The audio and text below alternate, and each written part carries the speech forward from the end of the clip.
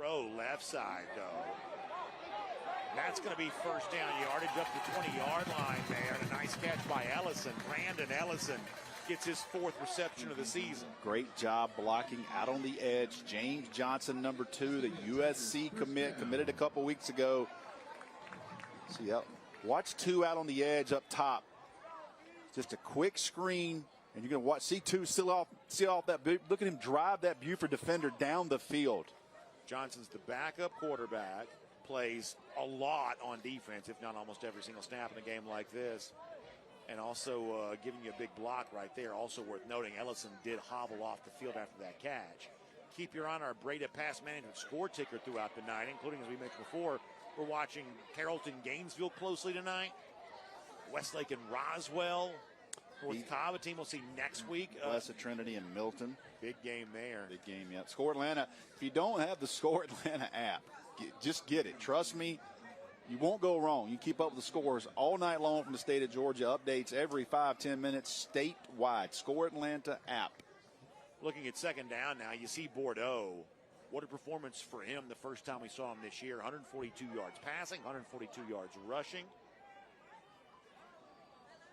He'll throw again here. That's Johnson trying to cut back left side. Met immediately at the 20-yard line by Jaden Perlotti. We told you he'd play, and he got in right there. Yeah, the USC linebacker commit closes in space. That is USC on USC crime there. 2 and 5, both USC commits. Lincoln Riley right up the road, expecting him at any point tonight to come watch these 2 young men. He had the Carrollton game, from what I understand. He'll be here at some point tonight. So if he flies his helicopter here, is that going to be a problem with where your helicopter is parked? Do they have more than one helipad here? Yeah, I got it. Is the Rusty copter and the Riley copter? I took that space. Even I had to park at Six Flags and catch an Uber over. Third down now.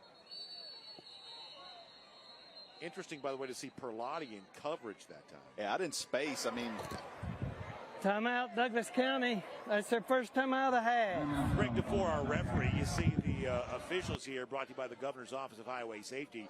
Jamal Walton, Shelton Smith, Benny Hickman, Bill Goldring. All a part of a great crew here tonight. And Douglas County going to call timeout and think it over here on a third down situation. But let's finish that point. Well, I don't know if folks saw this, but Perlotti, who had just made the big play, was lining up, in coverage that time. Yeah, they put outside linebackers basically on the hash. Usually when you go face trips, they slide that outside linebacker outside, and that's the difference, Brandon, in today's football game, even on the collegiate level. You got to be able to play in space. The old school thumper that stays in between the guards, those days are over. Let's give you our Deer Park teams of the week here across the state of Georgia. Toombs County last week, an amazing. Wow. I know they're ranked number 1 in their own classification, but I'll call it an upset win over Rome. I think you have to. Yep. Rockmart representing 2A, Upson Lee. Warner Robins last week gets a big rivalry win over Houston County. Win there for them. Yeah, you got to be impressed by that. The Greyhounds showing up there from Pope. And then, of course, Norcross representing 6A. All that brought to you by our friends at Deer Park. My guy Sean Sullivan there, Coach Daniel Calhoun back in the day at Centennial, and doing a great job. They got man-to-man coverage here. They're coming. Pressure coming, and down goes Bordeaux. Buford came flying in and got the sack. They go in motion, and you see that Buford linebacker running with the running back. They came after him. He could not get back. More people than Douglas County could block. It was Bryce Perry-Wright, the first one through again. A.J. Holloway was there as well. Holloway, by the way, is a South Carolina commit. I'm telling you, number 3 he's a dude.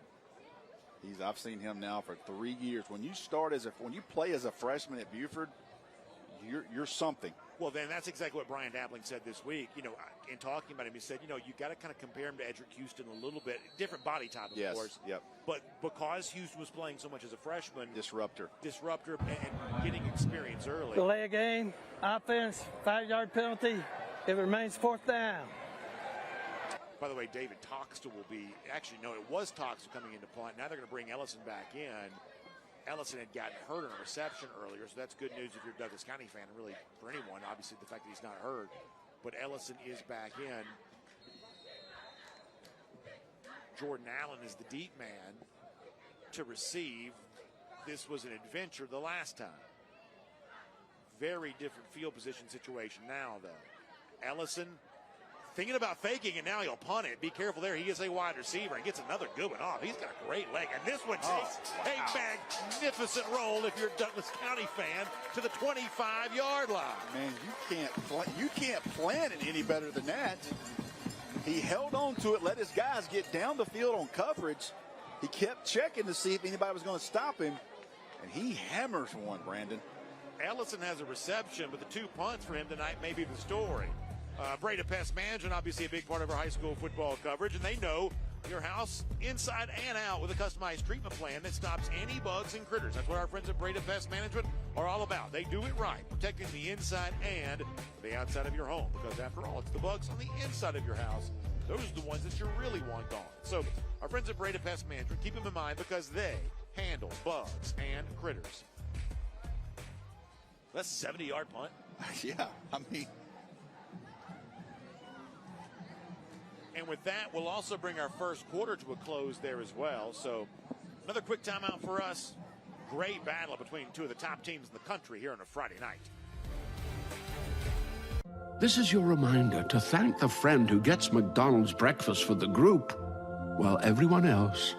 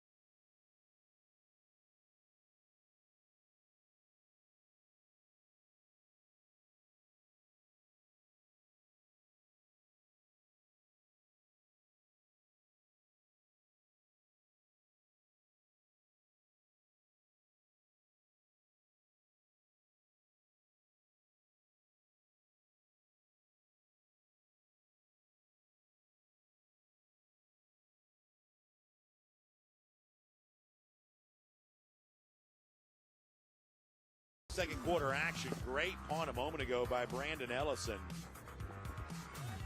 Got much needed field position for Douglas County, and now Buford driving the other direction now will begin its offensive possession here on the 25-yard line. Kind of a bunch formation on the left side for Buford. Fake toss by Raiola. Now he'll crank it up, show his arm. Allen's the closest receiver, but overthrew him by a good bit. Man, you want to have that throw back. We got a flag down. There is a flag down right near the feet of where Raiola would have been standing. Obviously, you know the story here. Dayton Raiola, the brother of Dylan Raiola, now starting quarterback at Nebraska, who was the quarterback for Buford a year ago after moving with his family from Arizona. Personal foul, roughing the passer defense, 15-yard penalty, automatic first down. Johnny White will not like that on an incomplete pass. You go back to that play, Brandon, and tuck that one away because Jordan Allen ran right by the Douglas defenders. I've been impressed with what I've seen. He's got a different gear. This year. He looks explosive, and he's got a different gear on the top end. He and Sam Harkness, who we haven't really seen tonight as part of the offense, really the only 2 receivers for Buford that played significant snaps a year ago. Fake handoff. Raiola, kind of a RPO-style pop pass, trying to connect with Kyle Carpenter. Oh, the ball came free. And how about that? Running back for a touchdown is going to be Carson Kindred. I thought it was a drop. Yeah, the ball came, I believe he came off his hip. Let's see on the replay. So Carson Kindred thinks he's running back for a touchdown. I thought it was a drop, but just a simple RPO right here. He sees the guy rush. He's going to throw in the void. Oh, it hit off. It goes off the back of a defender and into the hands of Kindred. I mean, you want to talk about living right. Oh, wow. I saw the ball go off Carpenter's hands. I assumed it was an incomplete pass and the play was over, but it goes off a defender's back into the hands of Kendrick.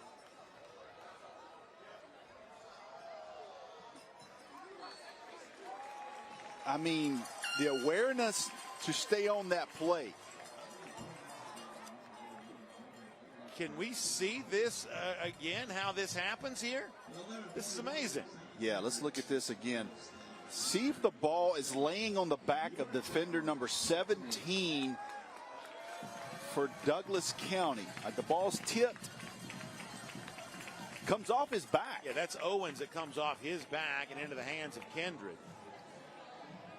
And you're right, just a good job to keep in mind. Just clearly doing better than me at realizing the play's not over and the ball's on the ground. Wow. Let's see the Douglas County resume here. Obviously, Johnny White adding to that resume very quickly, both last year and into this year.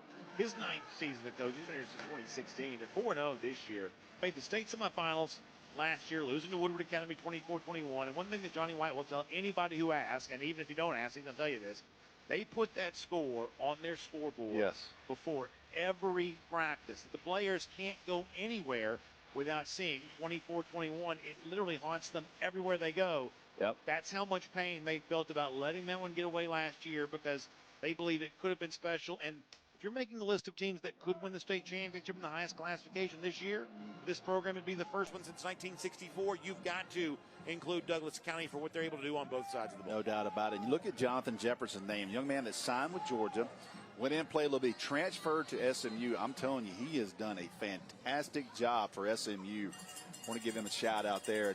Let's see how Buford comes back with this.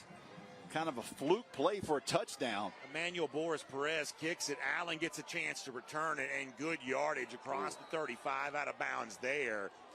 He's getting a chance to be dynamic, and he certainly benefits the Buford field position for it. Not only that number 4, but how explosive he is. He reminds me a little Miko Hardman. Yeah, I can see that. He's got that type of juice to him. We've been watching him for a good number of years. Now, listen, he's also been sharing time with receivers who were in their own right very talented time, including a guy like A.J. Bolden a year ago. Yeah. But Allen seems to really be coming into his own here as a senior. Now, on the right side of the formation, you're going to see number 9. That's Harkness. That's the other guy. Sam Harkness has really been the leading receiver for Buford here this season. We'll see if they go that direction. Douglas County shows pressure. They got a deep safety back. That's Owens, who had the football deflect off him a moment ago. Another high snap. Buford content to keep it on the ground. And another impressive play defensively. Big Jamari Houston, number 90. See, I've been impressed. We were impressed with Douglas County's front. And by the way, the number one player in the state of Georgia next year, Jordan Carter, is not playing tonight. Yeah. He is the number 1 player in the state of Georgia for on 3 defensive end. He is not playing tonight with an injury, so they're doing it without him up front. Both teams battling some injuries to key players right now. But this Douglas County front 4 right now is really causing some issues for Buford. Tigers run on a man late defensively here. They're going to shift some things around. Jalen Purcell coming over. Buford going to send a tight end in motion. And now for the first time today, we're also going to see a carry here for Tyriq Green. Green gets first down yardage and gets his way into Tiger territory for Green. Ninth carry of the season for him. This is a young man we saw last year, and he transfers over to Buford. From Kell. He's from Kell, and he's got SEC offer. They run simply counter right here. Good job by the Buford offensive line, getting a hat on hat, knocking some defenders off their feet. And Green, I'm telling you, is a physical running back. Yeah, Green listed kind of as an athlete, I guess, but can certainly show you, as Rusty says, very traditional running back chops right there. Call him Boogie. He runs track. 2 tight ends for Buford. Handoff going Green again. This time he got knocked down right near the line of scrimmage. Look at the size of the offensive line at Buford and the defensive line of Douglas. Yeah, it's a great matchup. Physicality, man. Both teams Just the size of these high school football players in Georgia. You saw Noah Nixon, by the way, the right tackle, speaking of the size, lose his helmet. He has to go off, and that's going to bring in, for the first time tonight, Ben Mabenga, who's a big-time prospect and a guy who's been banged up. And, you know, Coach Appling says that's been great experience for Nixon playing in place of Mabenga. Now Mabenga comes into the game here. Handoff. Fighting, I mean, talking just physicality, fighting for yardage, digging down to the 35-yard line, dragging defenders laying lumber. Dylan McCoy gets his first carry of the game. You don't think for 1 minute Buford won't try to go downhill on you. They just run power straight at Douglas County. Good job there, getting about 7-8 yards on that play. Just straight power right at Douglas County. One thing, by the way, third down now coming up, third and a little more than a yard. One thing you don't see Buford doing as much this year as they've done in the past, although they will do it here. There's not as much fullback in the game for Buford anymore, although there is definitely one in right now. They got two in now. Sure, yeah, there you go, straight up the middle, and going to go all the way to the end zone for a touchdown. Justin Baker again, second of the night, and the Wolves strike back. What an answer. You don't talk about Buford staple football. Two tights, H-back, we're coming downhill on you. And they go right at Douglas County, that entire drive for that answer. The Tennessee commit looking good right there. Brian Appling this week saying, listen, everybody loves the spread offense, looks good on TV, but real football, he said, this is the most Coach Appling thing you'll ever hear in your life. Real football is one in the trenches. And right there on third and short, they bring in a power set, classic kind of old school, and they find the hole, and Baker has knotted this game up. And the Stars on both sides playing as advertised. The outcome far from decided. We're just underway here in the second quarter. We'll be right back. Hey, does it matter if this leaks? It don't matter to me. Can't see it from my house.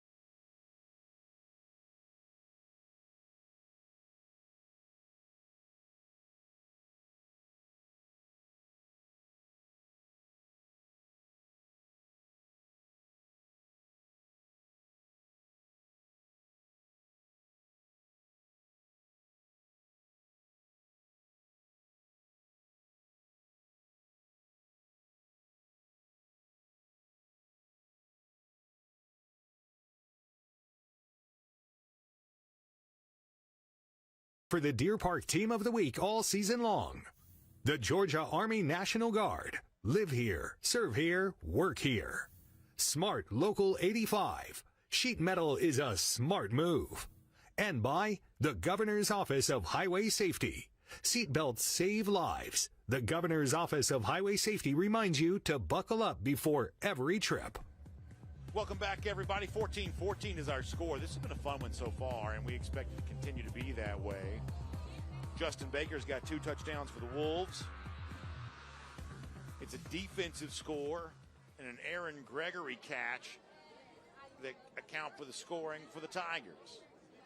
J.D. Gregory will kick. You also see Jakari Streeter there among the return men for the Tigers. Ball, though, going to go in the end zone. That's the second touchback of the night for Gregory. Flag down on the Buford sideline area.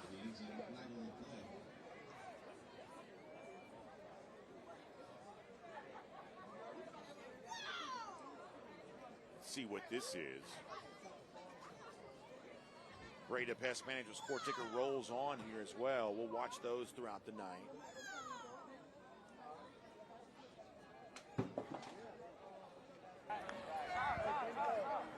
After the play, personal foul, kicking team, 15-yard penalty, first down.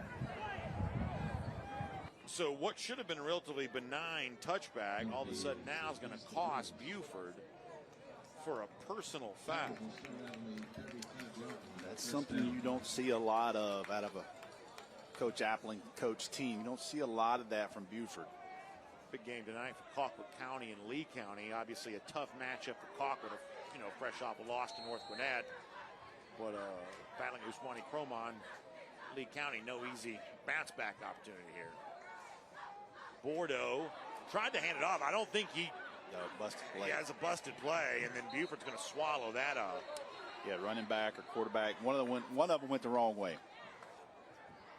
When you give 1 second of hesitation, you're going to have gang tackling all around you. That's what Bordeaux had right there.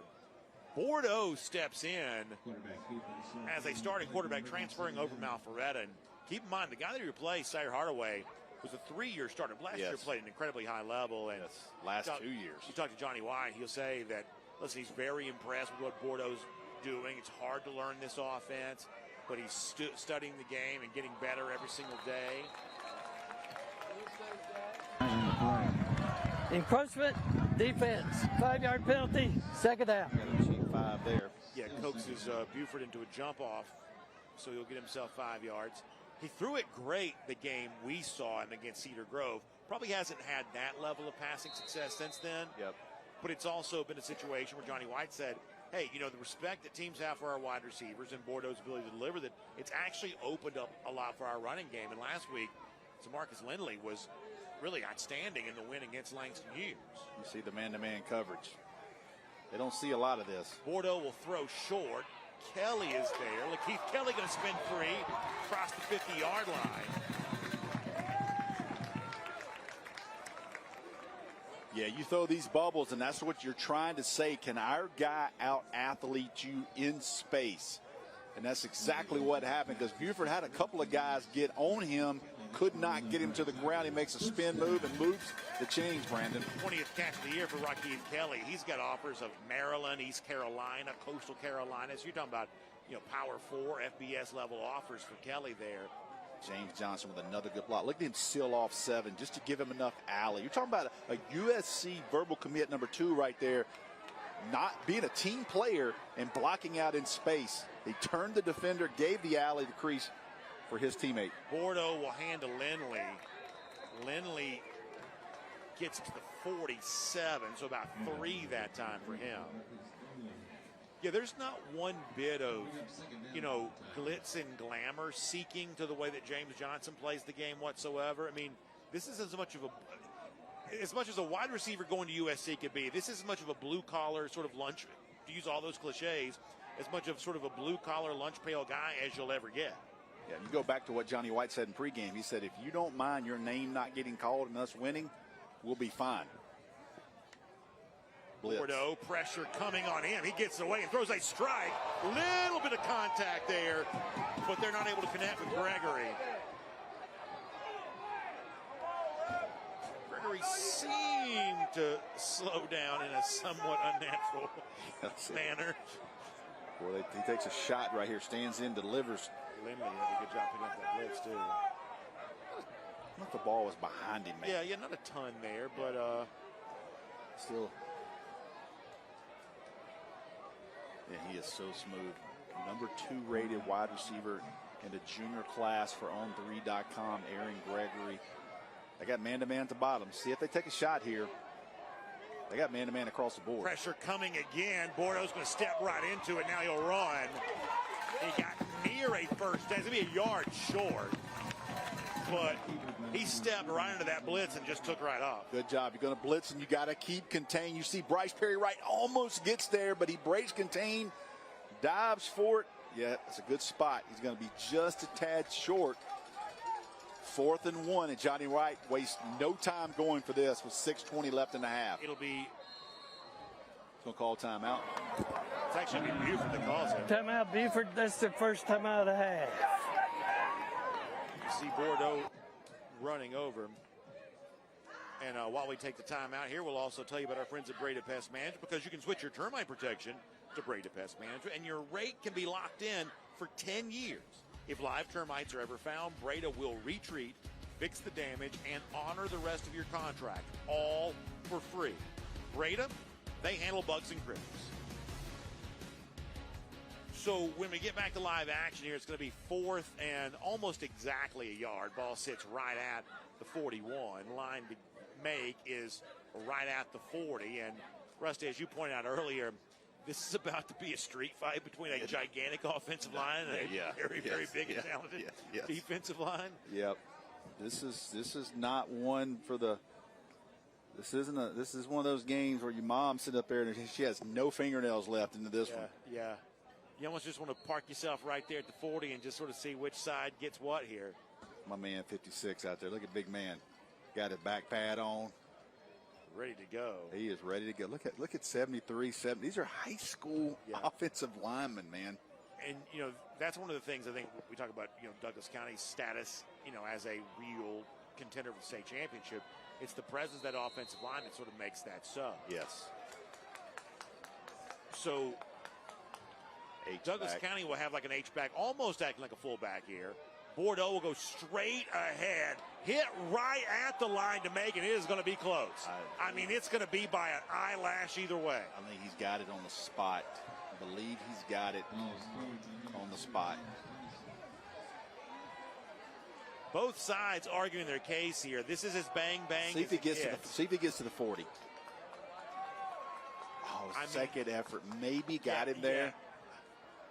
Second effort maybe got him there. It is not, by my eyes, it is not a great spot from a Douglas County perspective. The nose of the football did not touch the line to make. And I don't even think they're going to have to measure this based on the spot. Yeah, they're giving it to Buford. So, to my eyes, unless I'm not seeing where the down marker actually is, because sometimes across the field, they're going to bring the Buford offense on the field here. Didn't even measure it. Yeah, didn't even measure it. So Johnny White is not happy on his sideline. There's probably an argument on that, but it's also one of those things where we saw the replay, live action. That's right. Very hard to see where the forward progress was stopped, but a great job by Buford defensively getting the stop. They'll come back, throw a screen. It's going to be a double pass here. Flag down as well, and it's intercepted. Jordan Allen was the intended target. Owens comes over and gets the pick. There's a flag down there as well. So if it's a play that stands, Jamar Owens has an interception. It was a double pass. Flag flew before the lateral, essentially. And Douglas County thinks it's against Buford. Yeah, they go shift. Offense, the penalties decline. Everybody. It was Tyriq Green that caught the lateral, and he's the one that tried to throw to Allen. He was open for a second. And it was Owens who's had a big night tonight, that comes over and gets the interception. That's the third Buford turnover of the night. Keep in mind that it was Owens back earlier that kept the football alive for Kendrick.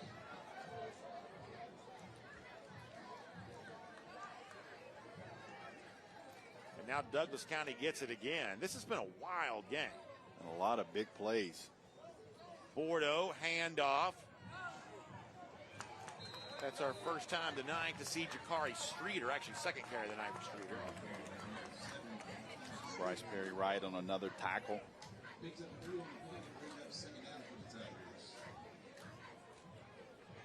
The point of attack, man. Bryce Perry-Wright just stands his guy up, keeps that to a 2-yard gain.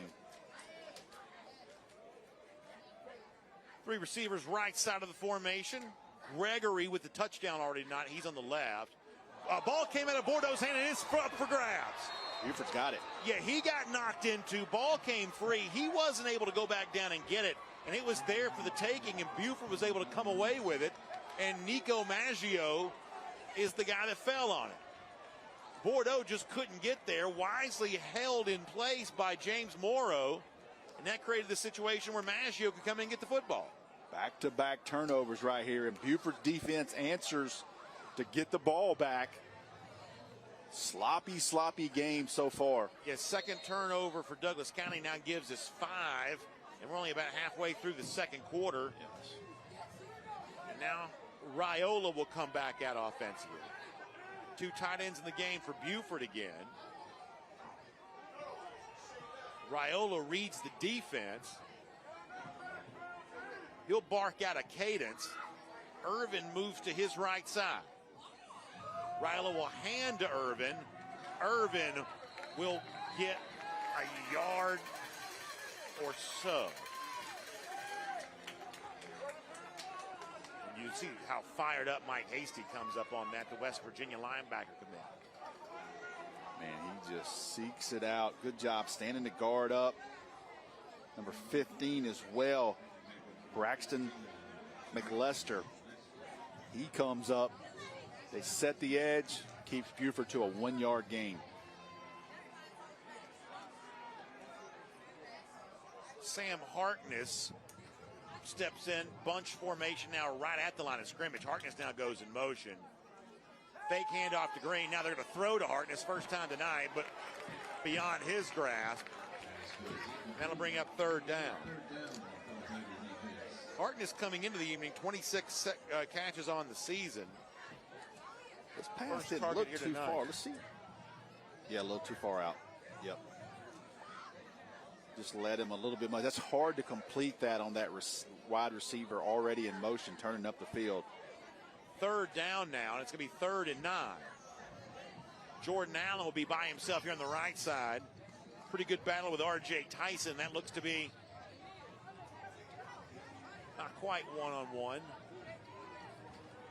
He'll have safety help off to his right. And now Buford's going to call timeout again.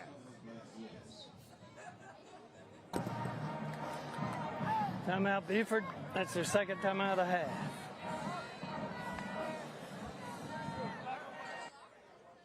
So the number of turnovers, I'll finish that point in a second. Let's see the Buford resume here just for a moment. Presented by Smart Local 85. And of course, you know the story here. Brian Appling began his career at Buford with 3 straight state championships. The only coach in Georgia history to ever begin a career with 3 straight state championships. And obviously, a Buford team that's won single A state titles and double A state titles and 3A state titles, 4A, all the way up the ladder. But in the last 2 years of 7A, obviously a postseason run ended quicker than they would have liked for it to. But when you make the list of championships all time and notable alumni, I don't know that anybody right now is working on a more distinguished list the Wolves are working on. I can tell you right now that KJ Bolden needs to be up there because the way he's playing as a freshman at Georgia, the impact he's had, certainly worthy. He was the #1 rated player in the state of Georgia at the end of the rankings last year for On 3. And a lot of talented players coming out of here, but KJ Bolden, man, he's special. And for Buford a year ago, an outstanding player on both sides of the ball. Yes, impacted the game, both sides of the ball. You see Raiola now with 3rd down. Buford giving you a different look. How about empty backfield this time? They've been very multiple today. Rilo now throw, middle of the field, pass caught, big hit. It's a first down, but what a thump that time. That was a really good throw. Really good throw there in a tight window by Raiola. Sets his feet, turns it loose, got a flag down. Potentially could be a personal foul here. Is this, we got here? Yeah, that's helmet to helmet. Yeah. James Johnson. It was Torrey Costin who gets the catch. Johnson may be just a little too high on that hit.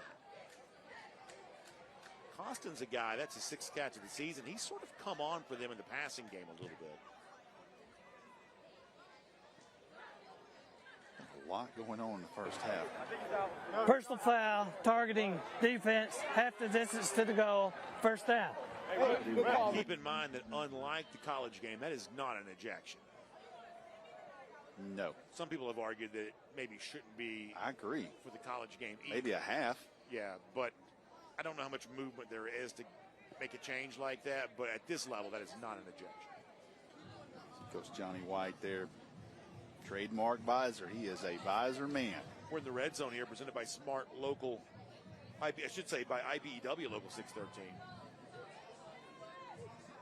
And with 28 first half points, I believe this is our first trip to the red zone tonight. Might be. Defensive score, long touchdown, and 2 big runs by Baker. Yeah, first trip to the red zone for a first half that's had 28 total points. Kind of interesting. A little bit more of a customary look for Buford here offensively. Handoff going to Baker. Baker finds a seam. Crosses the 10, gets down to about the 6 or 7. Running in behind big number 80 there. See him at tight end. Gets his defender turned. You see him open up that area, that C gap. Big Hayden Bradley, the Ole Miss commit, tight end number 80. Talk to Coach Appling. One of the things he'll say, whether it's Bradley or Cooper Berry or Javen Bennett, sort of a former fullback they've kind of made into a tight end, he believes this tight end is a huge part of the offense, whether they're catching balls or not. Raiola going to hand to Baker. Baker going to fight down to around the 1 or 2. So just grinding tough yards down near that goal line are the Wolves. Big Noah Nixon, sophomore, number 70. Hayden Bradley, number 80. You're going to see him run behind that right side. 70 sophomore. Marcus Major, the Air Force commit, 59. It's first and goal now after the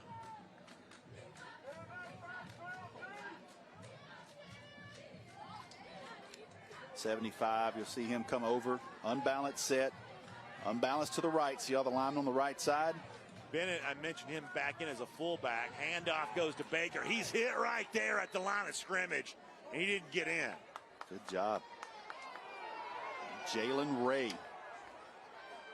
Ray, who had 3 sacks last week in the win against Langston Hughes, makes a big play, at least for the moment, to preserve the touchdown right there. He was also huge in the game we saw him against Cedar Grove. They go unbalanced right, try to go back to the weak side, but Douglas County was there, and Ray's able to get the Buford running back to the ground.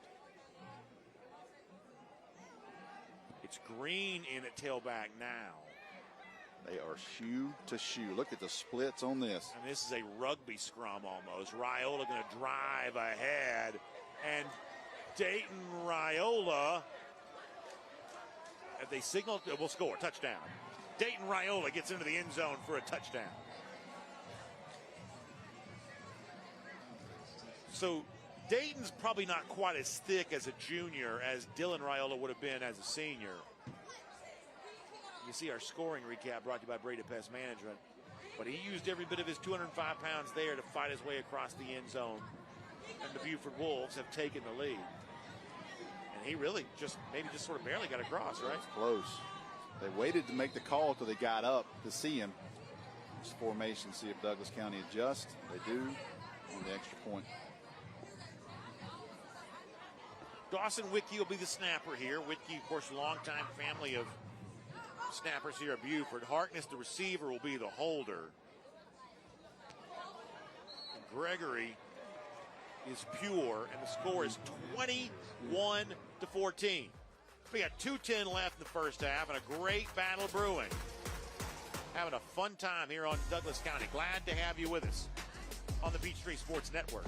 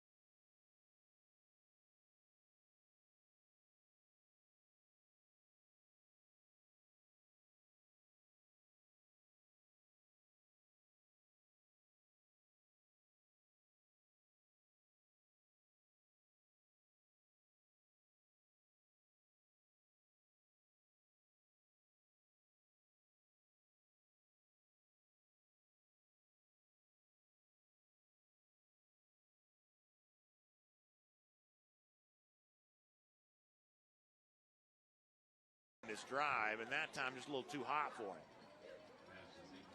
Yeah, working the middle. That time tried to sneak one in between some tight coverage. Careful here now. 2nd and 10. Didn't run a lot of clock. Yeah, you don't want to give it back. You don't get something here. Coach Appin liable to call a timeout. You've got to be real careful, as Rusty said. 4 receivers, 3 down linemen for Buford. Bordeaux has time. Will throw towards the sideline. Here's Gregory. He's out of bounds to 45. That moves the chains again. 44, let's call it. Good job by getting free that time by the terrific junior. Yeah, I like Gregory. I like this matchup for Douglas County. So much size, 6'2.5" frame, great hands, good ball, great recognition to get out of bounds. He's got offers from the Georgias and the Alabamas and pretty much anybody else you want to think about there. He will push for 5-star status when it expands to that class. Pressure coming. Bordeaux going to throw deep. Got his man and not able, maybe about an inch away from a big connection with the other outstanding junior, Devin Carter. The other top 10 player in the state of Georgia, Devin Carter, just misses this.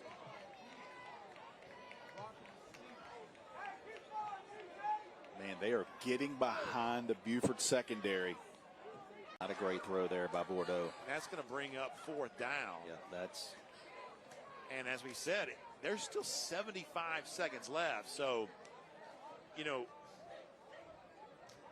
Douglas County got a 1st down, got a couple of connections, and that's at that moment where you sometimes want to see the 2-minute drill sort of take off. Yep. This one stalled out, and now you've created the opportunity for the Wolves here if they want to take it. You've got to kick it to Jordan Allen, which is dangerous enough, although keep in mind, on both of Brandon Ellison's punts tonight, they have been works of art.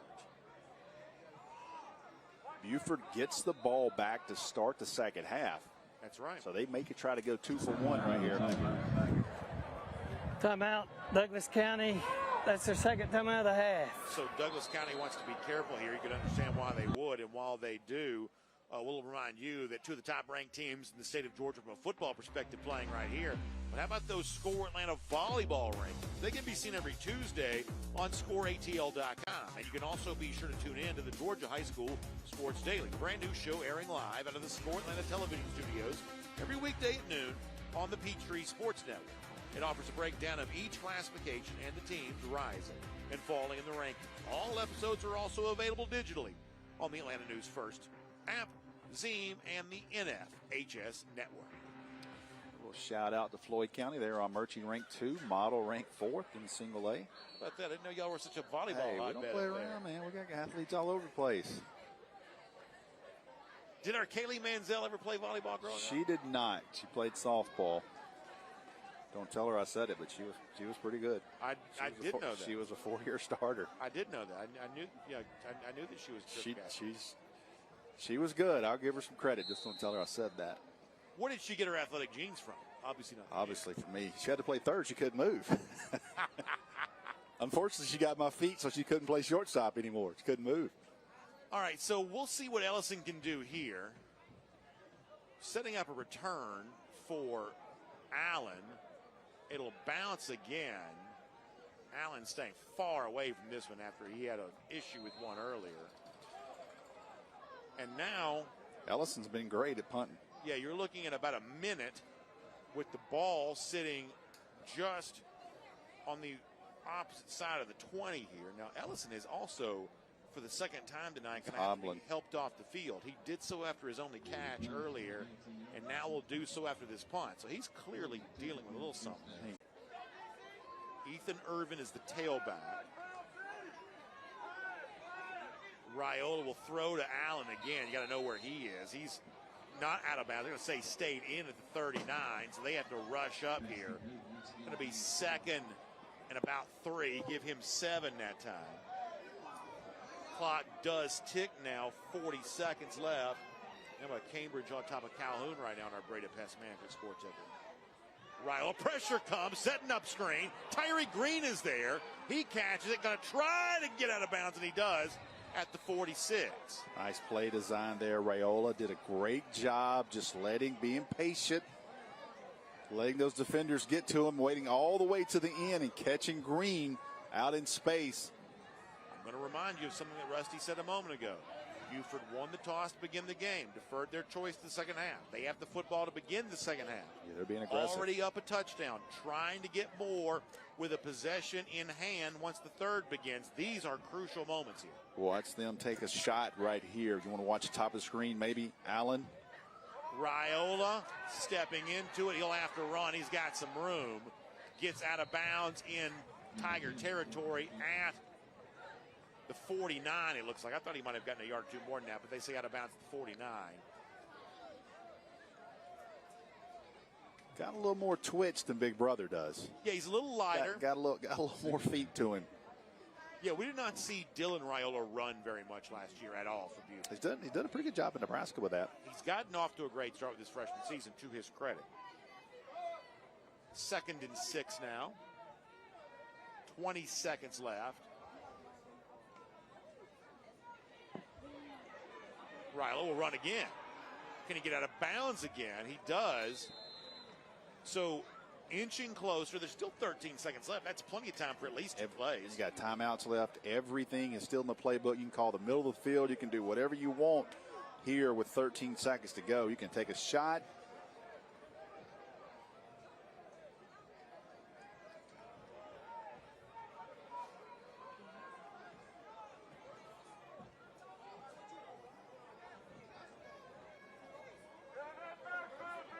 Raiola again surveying the situation. A little orbit motion here for Costin.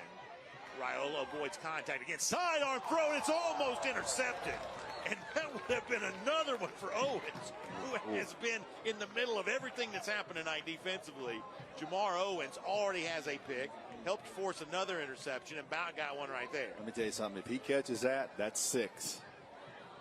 He was on the go. He jumped the route. Raiola tries to sidearm this into some coverage. He's going to try to sneak it in here. Watch him. Ooh, he knows it too, man. He had a head of steam. One of the storylines for Dylan is his similarity to Patrick Mahomes, and that was a very Mahomes-style sidearm there from the other Raiola. That's going to be a pass call, and a man missed. That's the running back, Ethan Irvin, the FAU commit, who got out there and did that. And now he does go out of bounds. There's 2 seconds left, so smart to get out of bounds here. That's going to preserve the opportunity. Nice gain, but also heads-up play for Irvin to get out of bounds. Nice throw and catch there under pressure to give their offense a chance to get 3 points. They're going to send on Gregory here to try the field goal. It'll be a 42-yard attempt. Hold is down. The kick by Gregory is away. And Good. it's good. And Buford extends its lead on the final play of the half. J.D. Gregory. What a drive by Buford right there. Gets some congratulations on his way to the locker room, and why not? Buford builds a double-digit lead here with some heads-up play to end the half. Speaking of the half, we got a good halftime show for you coming up, so please stay with us. The Mechanical Trade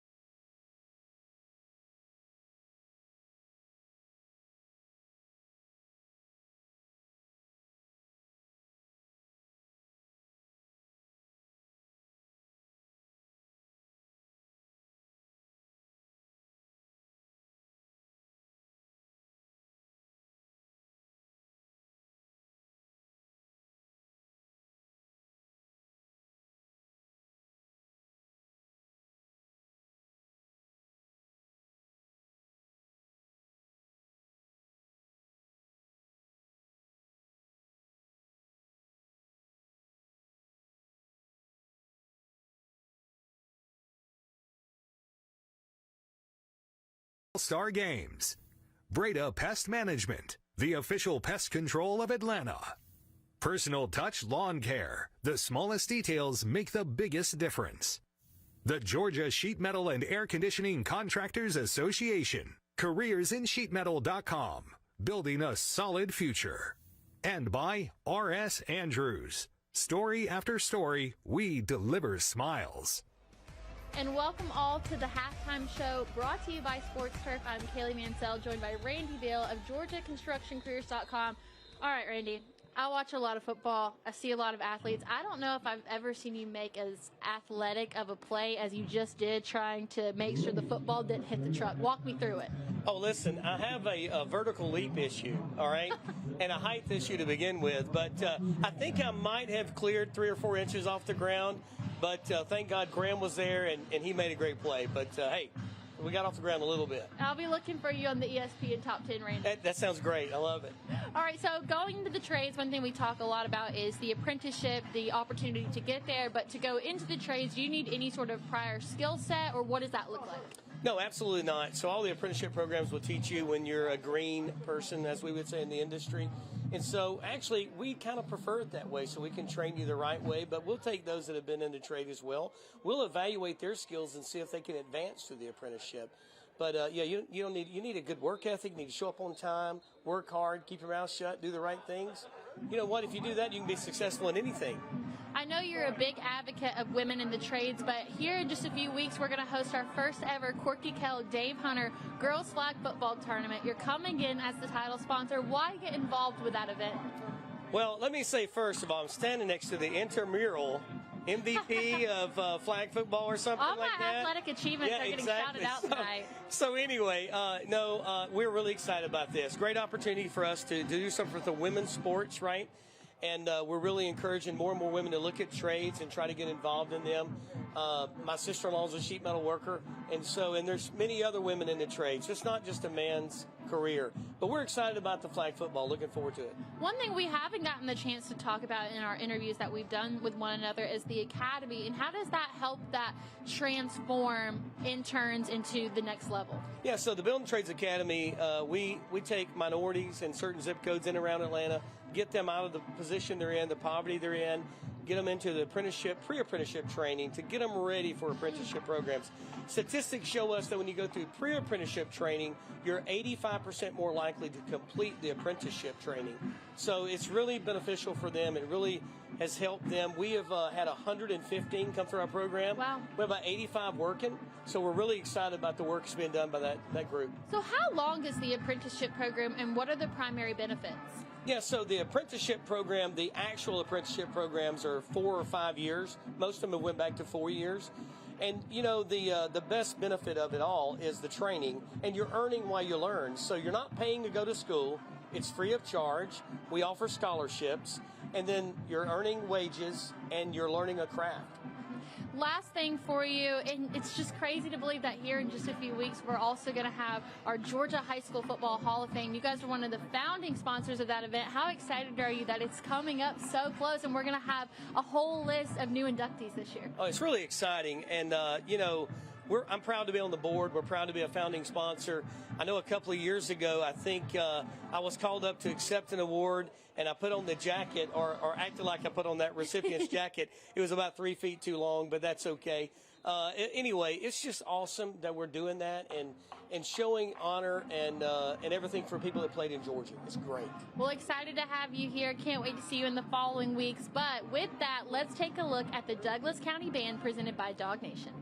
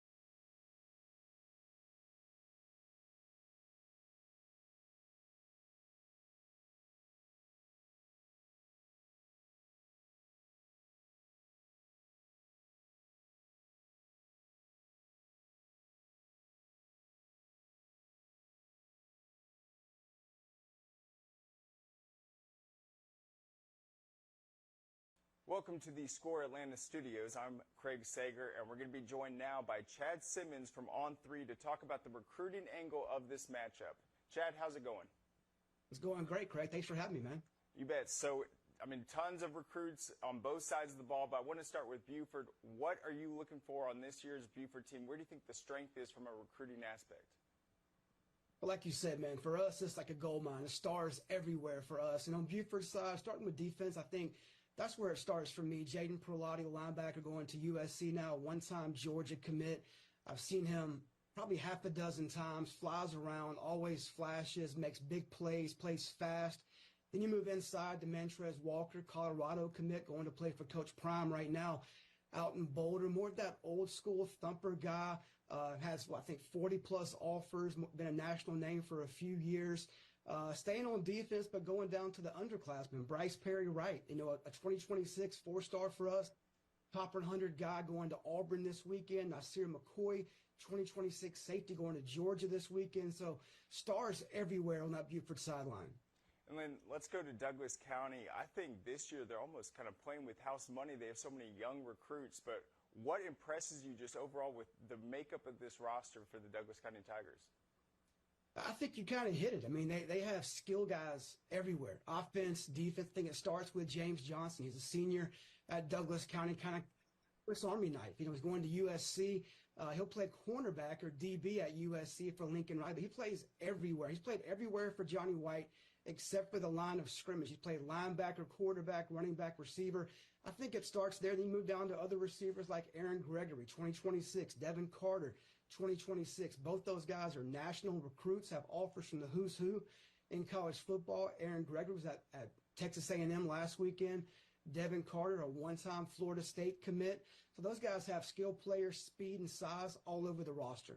And then when there's this many colleges interested in one matchup, how big is that for an opportunity for a guy that might not be on the radar on one of these powerhouses to make a big play, make that impression? Oh, it's huge. It just takes one time to be seen by the right person. So we know a lot of eyes are on this game tonight, whether it be live in person, watching through you guys on TV, or even tape in the future. So being in the right place at the right time, being seen by the right person can change things in recruiting just like that. Fantastic. Well, thank you so much, Chad, for joining us. We'll be back with more halftime coverage. Man, you know how to do this? Man, I don't even know. I was flipping burgers last week.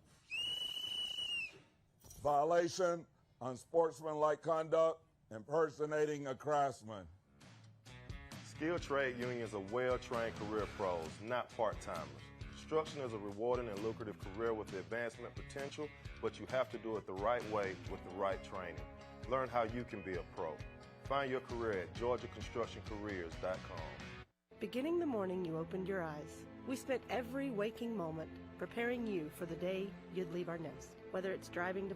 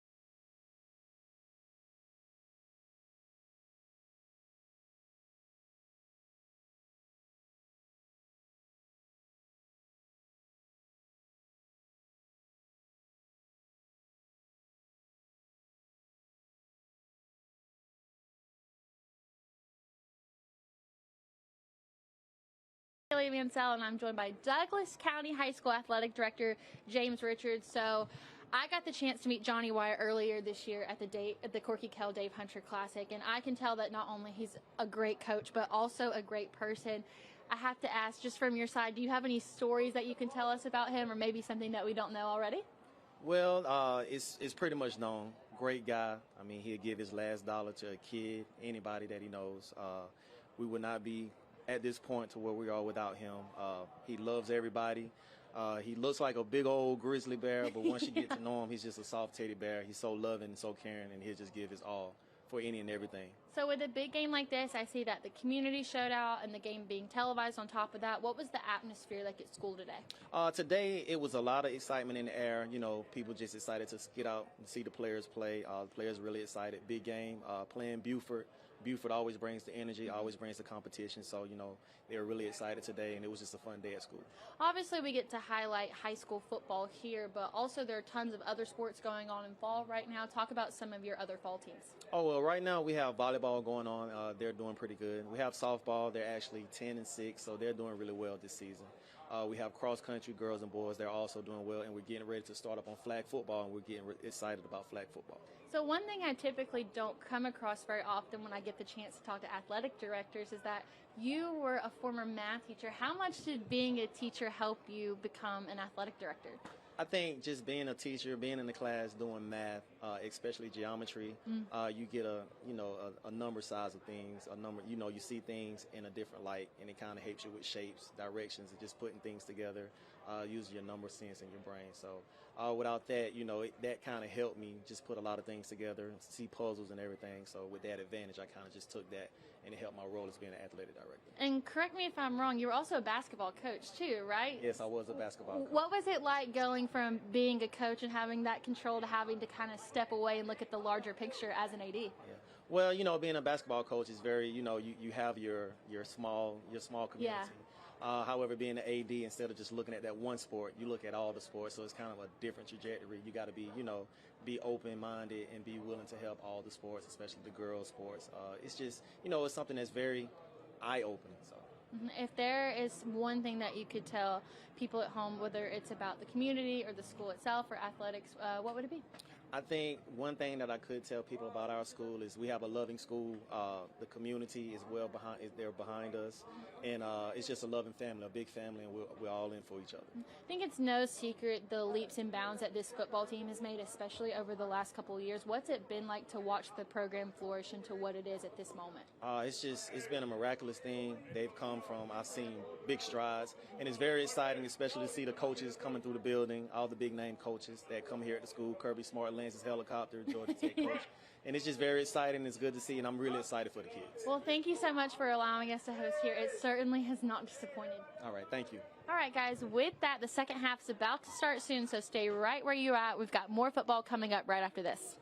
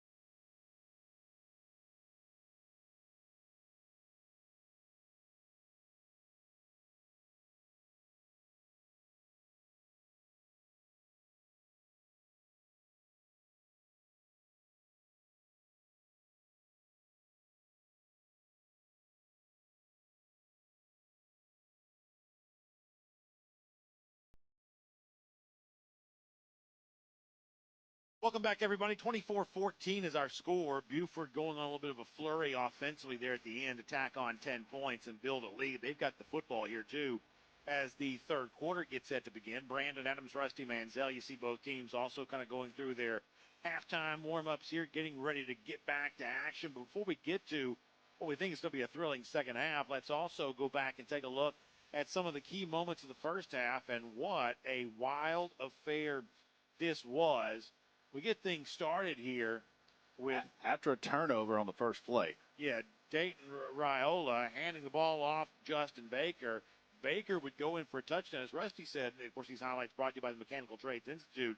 That's set up because of the J.D. Gregory short kickoff that was recovered by Buford, and they got the scoring going. And then it was Douglas County's turn to answer back. DJ Bordeaux going to make a beautiful throw here to the junior wide receiver, Aaron Gregory. This was an absolutely amazing Perfect play. pass.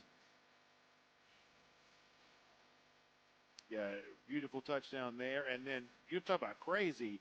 Watch the pinball here on the throw by Raiola and what turns into a defensive score for Douglas County.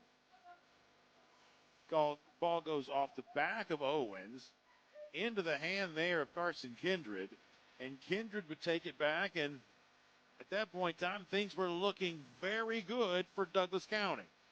But shortly after that, Justin Baker would strike again for his second rushing touchdown. That was a grown man drive by Buford to come back and punch that one in. We'd have a situation next where both teams would trade turnovers. And then, obviously, at the end there, Douglas County would get a rushing score, a quarterback sneak for Raiola, and then tacking on a field goal. And that's where things stand. It's 24-14. That is our score. So we think the third quarter is going to be a ton of fun, and we're glad to have you with us for it, whether you're streaming or watching tonight on Peachtree Sports Network or however you're getting here. Stick with us here. Third quarter action begins right after this. A journeyman with Local 85, when you turn out, you can be hitting six figures. Hey, I have your back, you have my back, we're gonna do this together. We're one for all for one. College just wasn't for me. Let's look into actual career jobs that wouldn't take college, where I wouldn't, lose money and all that. Instead of losing a lot more money at the end, why not make money and make more money at the end?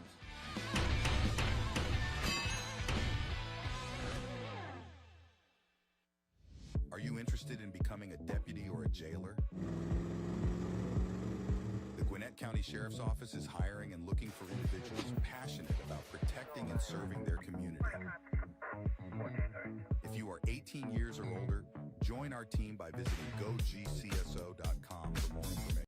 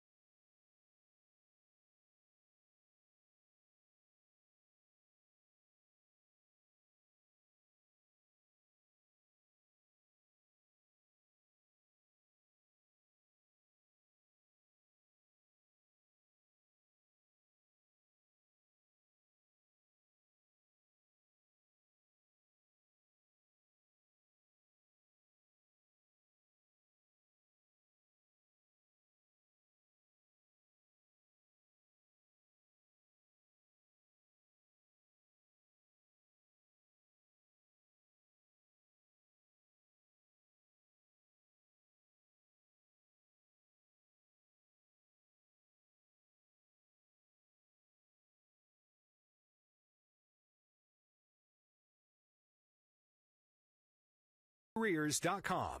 Transform your future today. All right, welcome back, everyone. Brandon Adams, Rusty Manziel, Kaylee Manziel, of course, as she does each and every week, doing a great job in our host position. We're getting ready for second half action here. And how about this distinguished visitor to the proceedings? The head coach of the USC Trojans, taking a look at a couple of his commits. James Johnson on the Douglas County side, Jaden Perlotti on the Buford side, fresh off a visit over to Carrollton, where Carrollton's battling Gainesville tonight. How about Lincoln Riley on hand tonight? Yeah, kind of expected that, and USC being off this week made his way to the East Coast. And Buford, defensive lineman that we highlighted, Bryce Perry-Wright, he took a visit out to California recently too. So got 2 commits in this game, and obviously as talented as this state is, it'd be crazy not to try to recruit more. Manuel Boris Perez here with the short kick. Going to create a returning opportunity for Tyriq Green. There's also a flag down. 2 of them.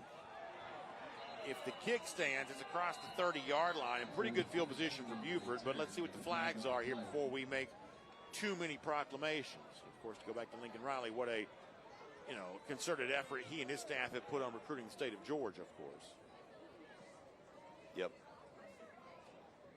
They have really tried to make some headway, especially with defensive linemen here in the state of Georgia.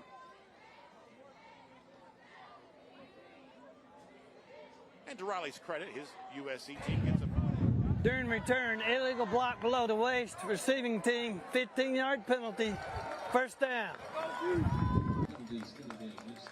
We'll take a look at what Buford kind of got done here offensively in the first half. Obviously, that's crazy. Look at that. Touchdown on the turnover to begin.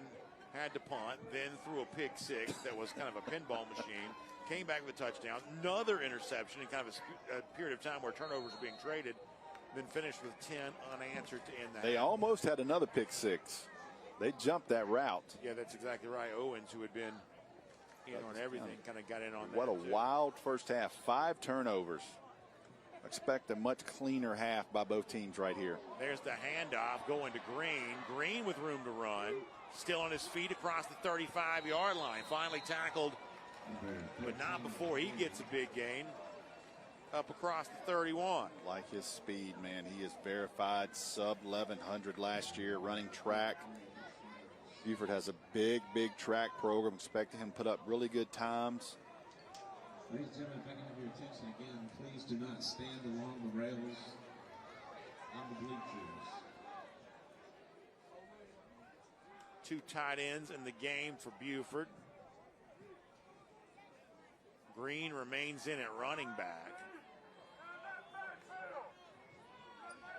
Green gets it again, and he's going to be shakes free. Still fighting. Going to be finally stopped behind the line of scrimmage, but trying everything he could to get some second effort there. But Douglas County was on that one. A lot of effort by Green. You got to like that, but good job by Douglas running to the ball carrier. Took a couple of guys to hold him up. 26, just couldn't get him. Big 44 there, young man. Solomon Fabian, we've called several times tonight, junior defensive lineman number 44. So we're looking at second down after a loss of a yard. And now is Buford going to have to use a second half timeout right out of the gate. Timeout, Buford. That's their first time out of the half. Got to imagine Bryant Appling won't be happy about having to give away a precious second half timeout so quickly. But it'll give me a chance to tell you a little bit about our friends at Breda Pest Management, because critters are, frankly, could be crawling around your attic here right now. You don't want that. So make sure you call Breda Pest Management to get a highly trained expert to kick those critters out under the Breda Wildlife Guarantee. If any critters return, you're covered at no additional cost. Breda, they handle bugs and critters. You see Bryant Appling there having a conversation with the officials.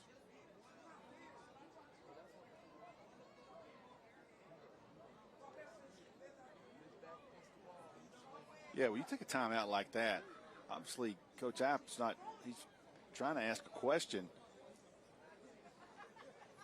And they immediately looked, when they called that timeout, they immediately looked. I think he's questioning whether the clock started too early. Okay. How about the 4-game stretch that Buford's faced to begin this season? Obviously, we talked earlier about the matchup to begin the year against defending 7A state champion Milton, who's now in 5A. Well, they're in a game right now with Blessed Trinity, 21-14. What a start to the year for Ed Dudley's Blessed Trinity team. Then it was Benedictine, then Roswell, and now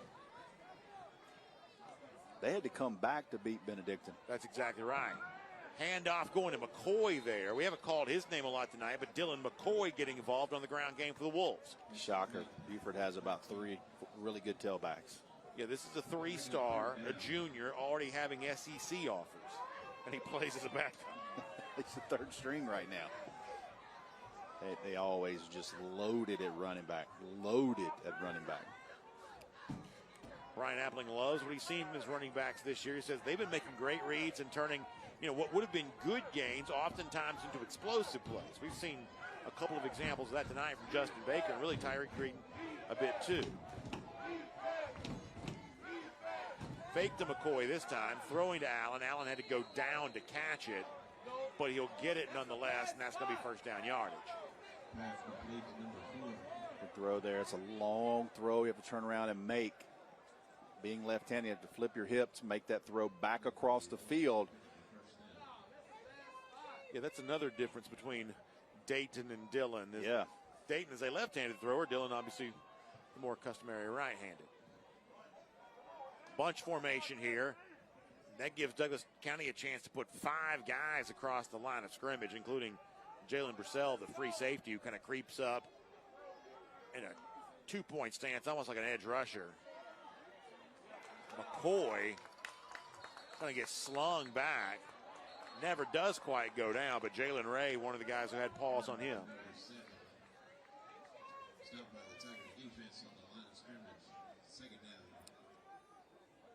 Good job there, coming underneath. They had the typical counter there, had a guard tackle pull, and he comes in behind it. 2nd and 9.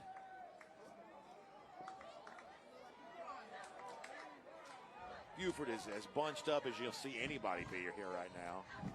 Allen goes in motion. He takes the jet sweep, looking to run left side. Gets a block, stays on his feet, across the 40-yard line. Might have a cramp. Yep, he's reaching for it. He's reaching for it. I tell you, he's explosive, man. He has a different gear to him. Got a nice block on that as well from Javen Bennett, one of the tight ends. But he's going to be tended to here after, as Rusty said, what appears to be a cramp. It's not very hot, but he's probably played a lot of plays tonight. And you mentioned this a moment ago. How about the start for Blessed Trinity here this year? Milton just scored again to make it 28-14, but I'll tell you, Blessed Trinity, we're going to see them in a couple of weeks. Matter of fact, 2 weeks from tonight, we're going to see Savannah Christian come up and play them. It's going to be a great game. You talking about defensive linemen from both teams? Yeah, because it's more than just Elijah Griffin for Savannah Christian. No doubt. Hey, while we have a moment here, let's remind you that not only Score Atlanta, great resource for your football rankings, and as we told you earlier, volleyball. How about softball rankings there as well? Every Tuesday on ScoreATL.com, you can see those softball rankings released, and you can also tune into the Georgia High School Sports Daily, the brand new show airing live out of the Score Atlanta television studios every weekday at noon on the Peachtree Sports Network. It offers a breakdown of each classification and the teams rising and falling in the rankings. All episodes are also available digitally on Atlanta News First, Zeem, and the NFHS Network. Always forget that softball's a fall sport. In Georgia, 3 states, Georgia, Colorado, and I believe North Carolina. Trust me, I'm an expert on that one. I understand that. Many days at softball field. Couple of receivers here. Tight end in motion.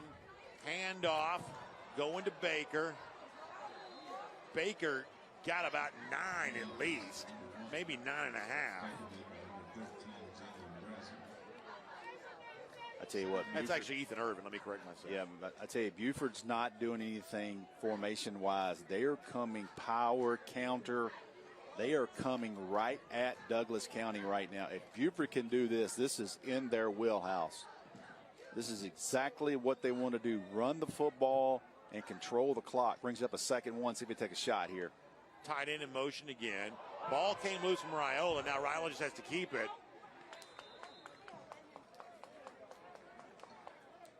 He's going to, I think, lose a little bit there. They're going to make third down longer than it otherwise would have been. A little bit of a botched exchange between Raiola and Baker. They're going to bring in a couple of defensive linemen. Going to bring in Big James Morrow, 34. We're going to bring in some extra linemen. They're going to go unbalanced set here. It's about 1.5 yards they need for the first down. They go unbalanced left. 58's at tackle. Raiola from under center. Going to hand to Green, and Green is going to be stopped, but then it's second effort. I think he's still going to be short. That's going to be fourth down. He tried to give it an effort, but Douglas County, to its credit, was in there to meet him. Big 26. That's Ray again. Jalen Ray, man, what a season he's having for Douglas County.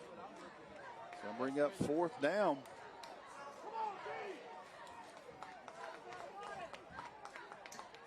Still same situation here, basically about 2 yards. It may be a hair shorter than that, but it's essentially 2 yards. Bunch again. Buford is hurrying. They're going to have to get the snap off just barely. They do get the first down. They snapped it with 1 second left on the play clock, but they got it off in time. And Baker helps get the first down. That's a big moment right there. Yes. Because they barely got that play out.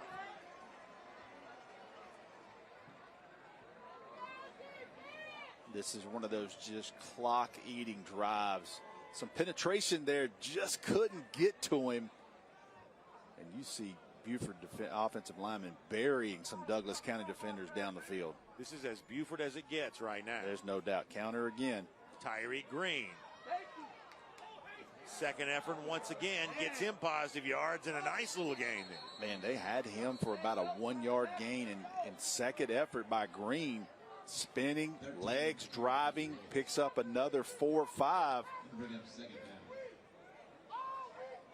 Green has 35 offers already as a junior, including from Georgia. What do you think he plays the college? I think he's going to be a safety, most likely. But, man, the way he runs a football, he is hard to bring down. We saw that a year ago at Cal, too. Mm-hmm. Two tight end look again. Bunch formation on the left. High snap again. Hand to Green again. This time he won't get free. Slammed down. That was Solomon Fabian. See, these two defensive ends now, 26 and 44. Even without Jordan Carter playing tonight, 26 and 44 have done a good job. They're going to run counter. Watch him slide right in there, beat the block. I don't know that Buford wanted a face mask. 3rd and 6 now. High snap's been a little bit of an issue for Buford tonight. Preston Clark is the center, the only returning starter on this offensive line from a year ago, although last year he was a guard. Got to watch 4. Allen back in the game on the left side of the formation. Raiola looked that way briefly, now coming back right side. Just going to dump off to McCoy. McCoy, be careful here. Open field tackle, but a first down prior to that. However, that may have been of the touchdown saving variety. Nice, easy catch there. Good job by Raiola going down the field. Looking through his progressions. He goes to his check down. That's what you want to do. Guys are covered down the field. You go to the check down, let your running back make a play, and they move the change on 3rd and 7. Yeah, that was one of those you could really see Raiola kind of going right through his progressions. He looked left to right, and his last check was his check down. Good job there by the junior quarterback. In the red zone here, brought to you by IBW, Local 613. Handoff, McCoy again. McCoy crosses the 10 down to about the 8. Owens was there on the stop. Douglas County defensive line is tired right now. They have been on the field a lot of snaps, a lot of hands on hips. Saw a couple guys tapping their helmet, trying to get out the play before. See the hands on the hips? Wow, those defensive linemen out there, wow. This is a long Buford-esque drive right here. It's the whole third quarter. There's only 3 minutes left in the quarter. Absolutely. This is a Kirby Smart special here. Choke this quarter out. And you see fighting for the pylon. Out of bounds around the 2 goes McCoy again. See them tapping their helmets? Man, they are tired right now on defense. Do I have this right? In addition to eating what's going to end up being about 10 minutes worth of clock, they've used 4 running backs. Yes, in they this have. drive. Yes, they have. 4. Correct.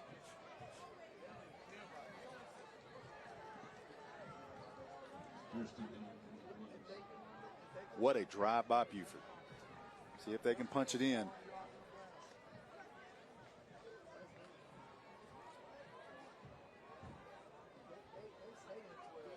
You got big bodies all in, all over the place now here for Buford.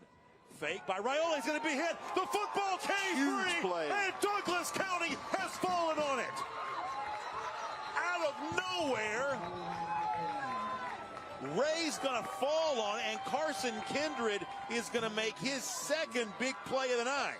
Kindred comes in on, I guess, what you call a blitz.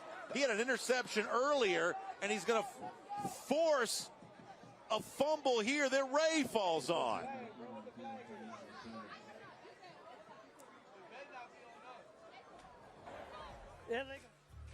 There's a man down for Douglas County, but what a change in momentum. Your home.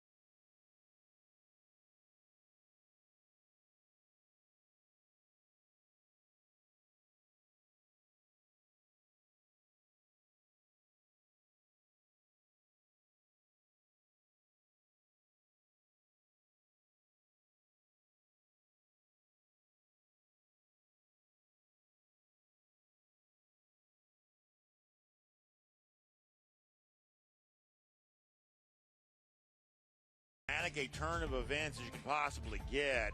Douglas County on the verge of surrendering a touchdown, which would have been a significant deficit for them, forces a turnover on a fumble, and now they got the football. Let me also update you. It looked like Jalen Ray, who was injured, was able to get up on his own. That may be good news for Douglas County. And here comes James Johnson on the reception up to the 18-yard line. But the story here is Carson Kindred's hit on Raiola and the fumble that it forced, and now Douglas County finds new life, although trailing by 10. It's also the 6th turnover of the evening. Wow, what a just crazy turn of events. Buford's about to put almost a knockout blow, and Douglas County with a sack turnover. Bordeaux with the fake. Lindley gets a chance to carry it. We have not called his name as much tonight as Marcus Lindley, but he had a massive game last week in the win against Langston Hughes.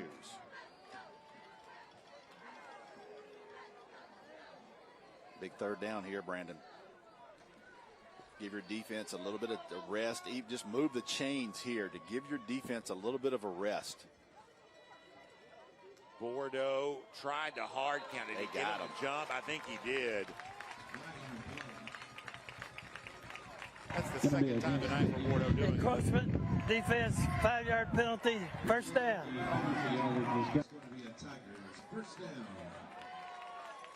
That will drive Coach Applin crazy to give up 5 free yards and a first down on 3rd and 3 and jump off sides.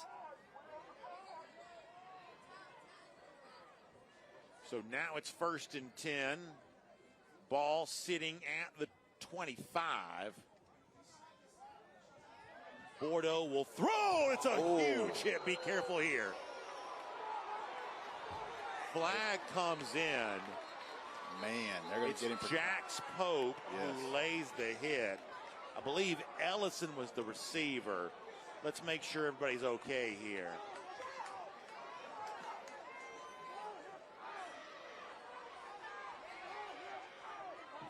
Yeah, they're going to get him for taunting. Yes, so I think Rusty's right. Once again, it's not a situation where, targeting is an ejection. Houston right there. So Edgar Houston on the sideline here for Buford.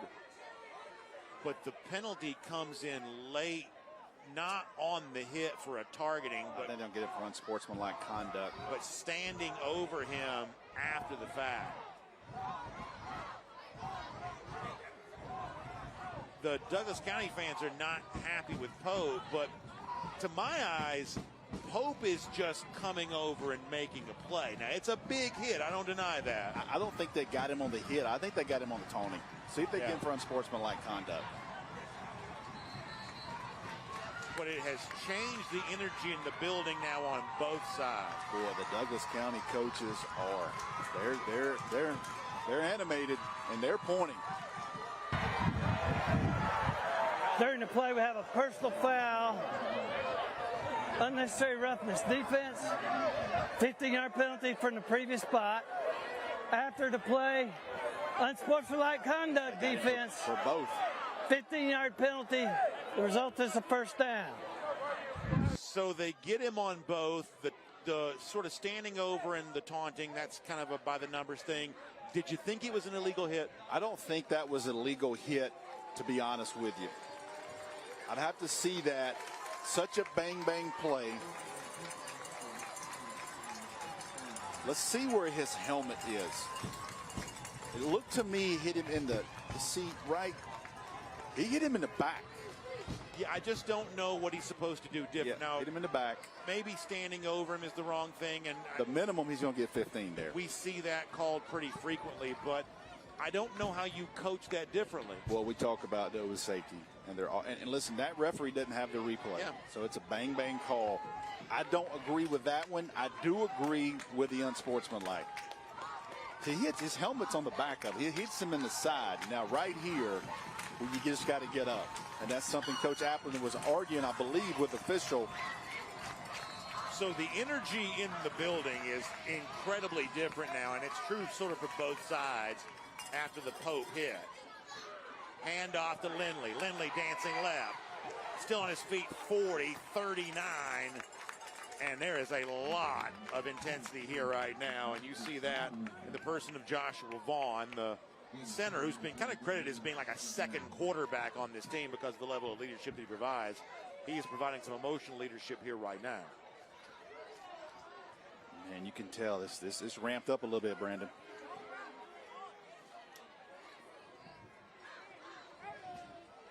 Bordeaux will hand to Lindley, and Lindley's going to go down behind the line of scrimmage. In there quick was A.J. Holloway, the South Carolina commit. Man, we are about one play away from the third quarter being gone. And it just disappeared. I mean, each team got one possession.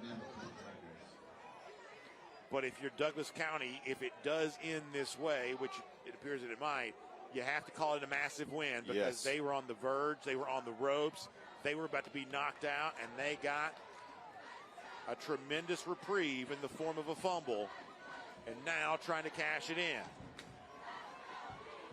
Got 3 receivers right side.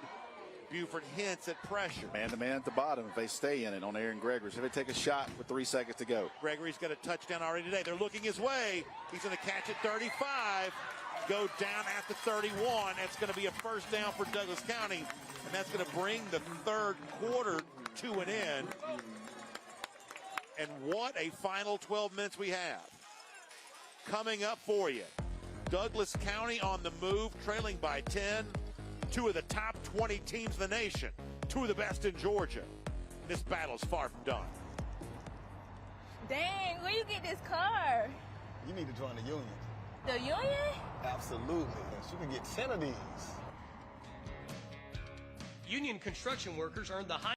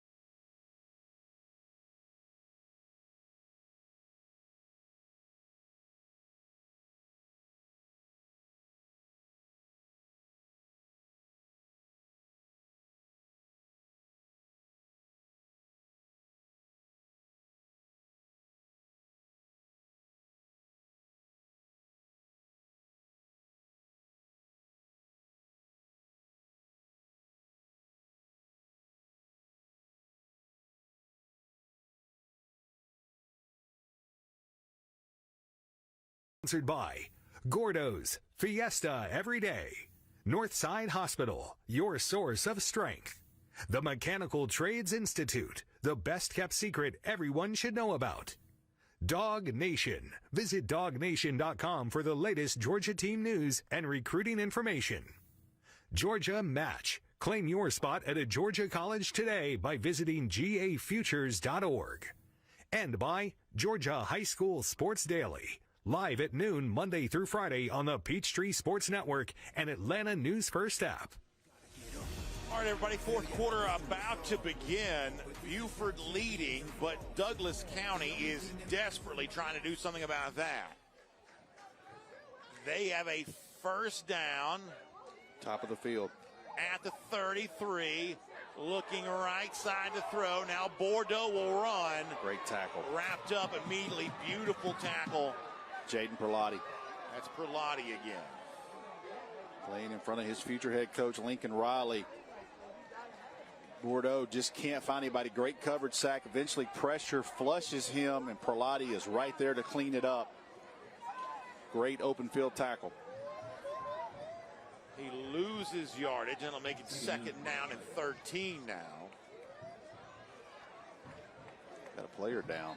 That's Bordeaux. Yeah. Taking a breath. So I don't know if it's because of the hit by Perlotti. So got a flag on Perlotti. Flag came in there. Sure did. They got a flag. So Bordeaux was hurt. Perlotti came over presumably to say something, and that was enough Oh, to draw a flag here, and that's going to be a loss of composure there for Buford. Man, unnecessary right there, and he is not going to like that at all. Coach Appling is just beside himself. If Bordeaux has to leave the game because of injury, it'll be James Johnson, we would presume, coming in at quarterback, who has been both a defensive back and a wide receiver throughout the night. Johnson has thrown it this year, although not very much. Let's watch what happens here. Oh, how about that for Perlotti, getting caught on camera with what looked What to be is he doing? a real loss of composure there for him, and the camera was right there to get it. So it wasn't any kind of, like, as you might call it, trash talk to Bordeaux. It was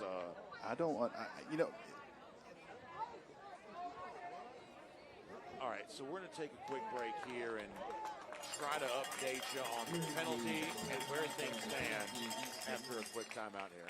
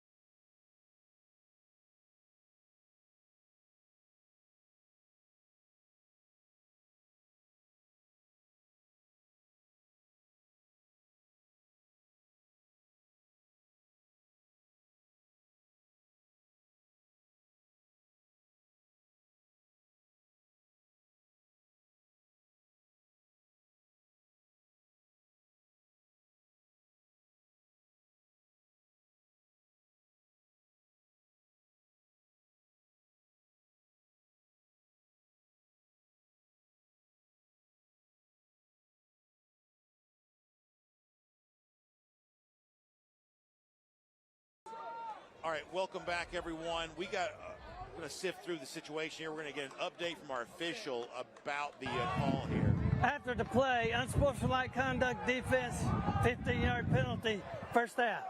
So that penalty, we believe, is on Jaden Perlotti for... I don't know if sometimes in these games, young men will get each other's towels off. I don't know if he was coming to get his towel back. I don't know what he was doing there. I don't mean this as a joke, but it's almost like the shoe throw in the Florida LSU game in 2020, where, like, sometimes there's an element of gamesmanship there. Maybe that's what he got caught up in. James Johnson is in at quarterback, as we said that he might be, and he is hit right away there. Mantrez Walker, Colorado commit, big number 8. Just kind of a loss of composure there either way. So I feel like we got so much trying to sift through here, but Bordeaux was hit hard by Perlotti during the play. He had to step away because of that. That penalty allowed an extra break. Yeah, and now Bordeaux is back in Back in. all of that. So Johnson in for just one play, and Bordeaux is back in at quarterback. He'll throw. Johnson was the intended target. Was it intercepted? It was. It was intercepted. So Johnson had been in a quarterback, came back to his customary position of wide receiver, and then he's going to be picked off. Let's see this ball here. So go through Johnson's hands. Oh, he did. What a great interception. With one hand. What a play by Rivera, who's, as Rusty says, cast up. I wasn't even sure we'd see Rivera play tonight. 7 turnovers, but what? I don't know if one's bigger than that.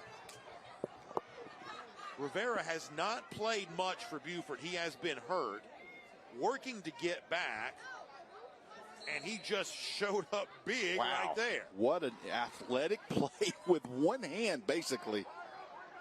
What's going to happen next in a game that's featured just about everything? This has been a wild one. So prior to the turnover, when Buford had it before, they chewed up 10 minutes of clock time essentially in the third quarter. They do that again, the game will end. Here is Baker lowering his shoulder and staying on his feet across the 25, up near the 29-yard line. Man, the Tennessee running back commit has been a handful tonight. He runs behind his pads.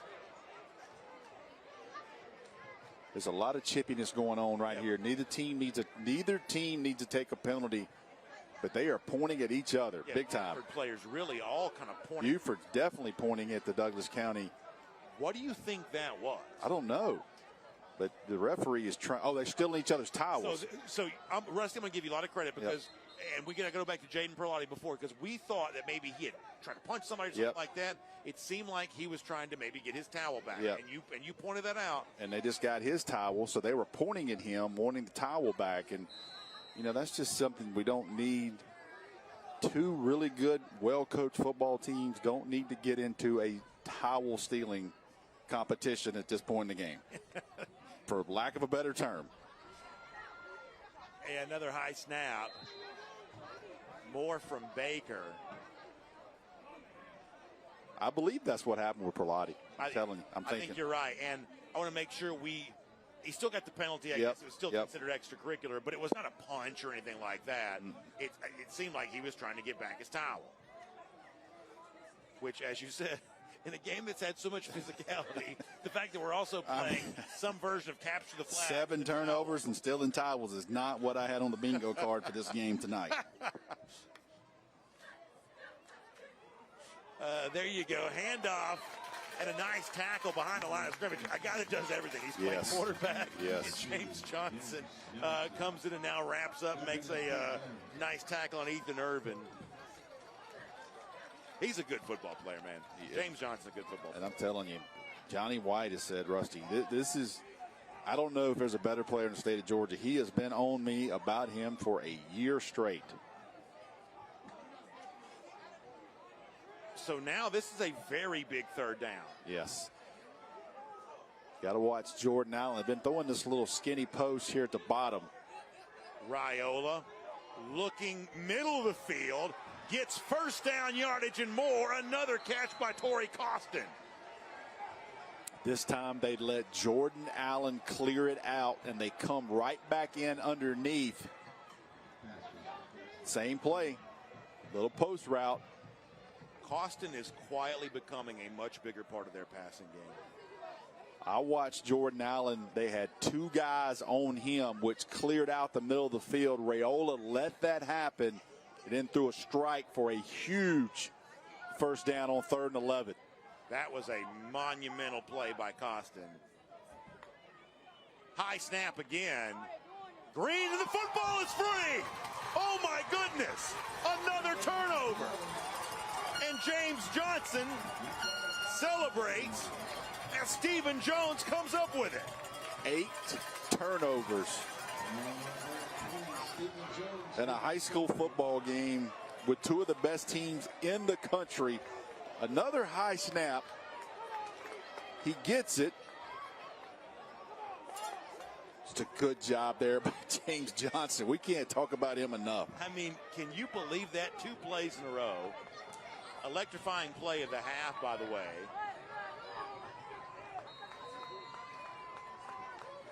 And now 8 total turnovers.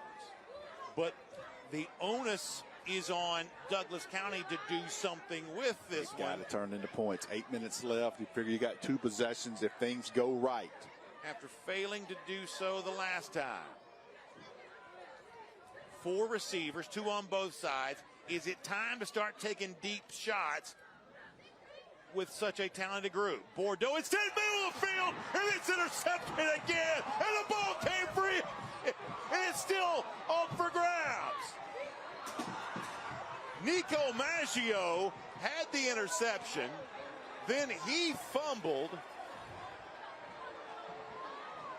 Brandon, we had 3 turnovers on 1 play. That sums up tonight. Can you believe that? 9 total turnovers. And It's been a fun game. It's been a great game. Nine turnovers would sound ugly and kind of like it marred the competition. Not the case here at all. I mean, you would think a rainy night, 2 wishbone teams with 9 turnovers. Credit Maggio with the interception. I have no idea who finally landed on it, though, for Buford, but it's obviously the Wolves were able to get it. Wow. And both these sides now starting to think about what they've left on the table here tonight. Another carry now and a cutback. First time tonight to see Jameer Cantrell getting involved. Just his 5th carry of the season. I would love to tell Coach App today, Coach, you're going to have 5 turnovers and win. I mean, and he would probably say, Rusty, you need help. Both these coaches are so like no nonsense guys. There's no funny business, no goofiness about either one of them. I mean, can you imagine what must be going through their minds as they're watching this ball? Just one of the wildest games ever. High snap again, handoff, room to run up the middle. That's McCoy down to the 20. He got 24 on that carry.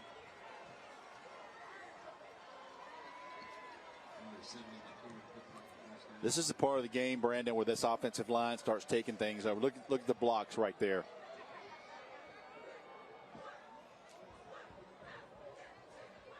Under 7 minutes now to go in our game. It seems like if you're Douglas County, you've got 2 choices. You can give up a touchdown quick and have at least some chance. Or you can hold them to a field goal and then have, what essentially amounts to 2-possession game. Raiola will throw. Allen is there. He dives for the touchdown. Wow. Jordan Allen. Man, that's a bad man right there. I'm telling you, he is explosive. I believe they may get Allen for celebration after the play, I think. That celebration that is still ongoing.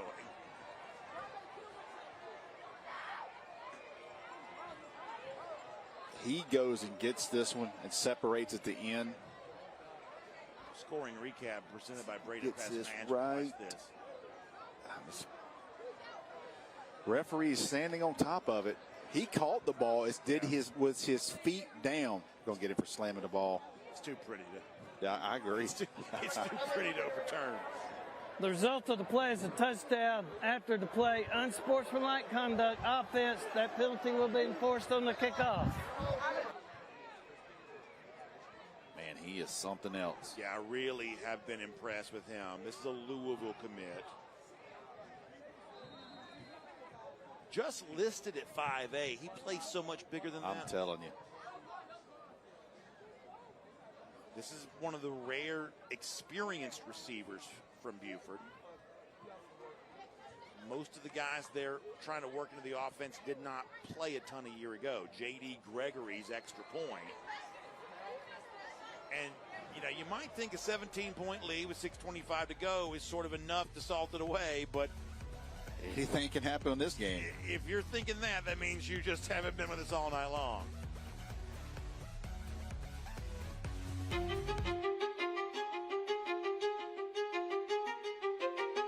So when I got in the program, I was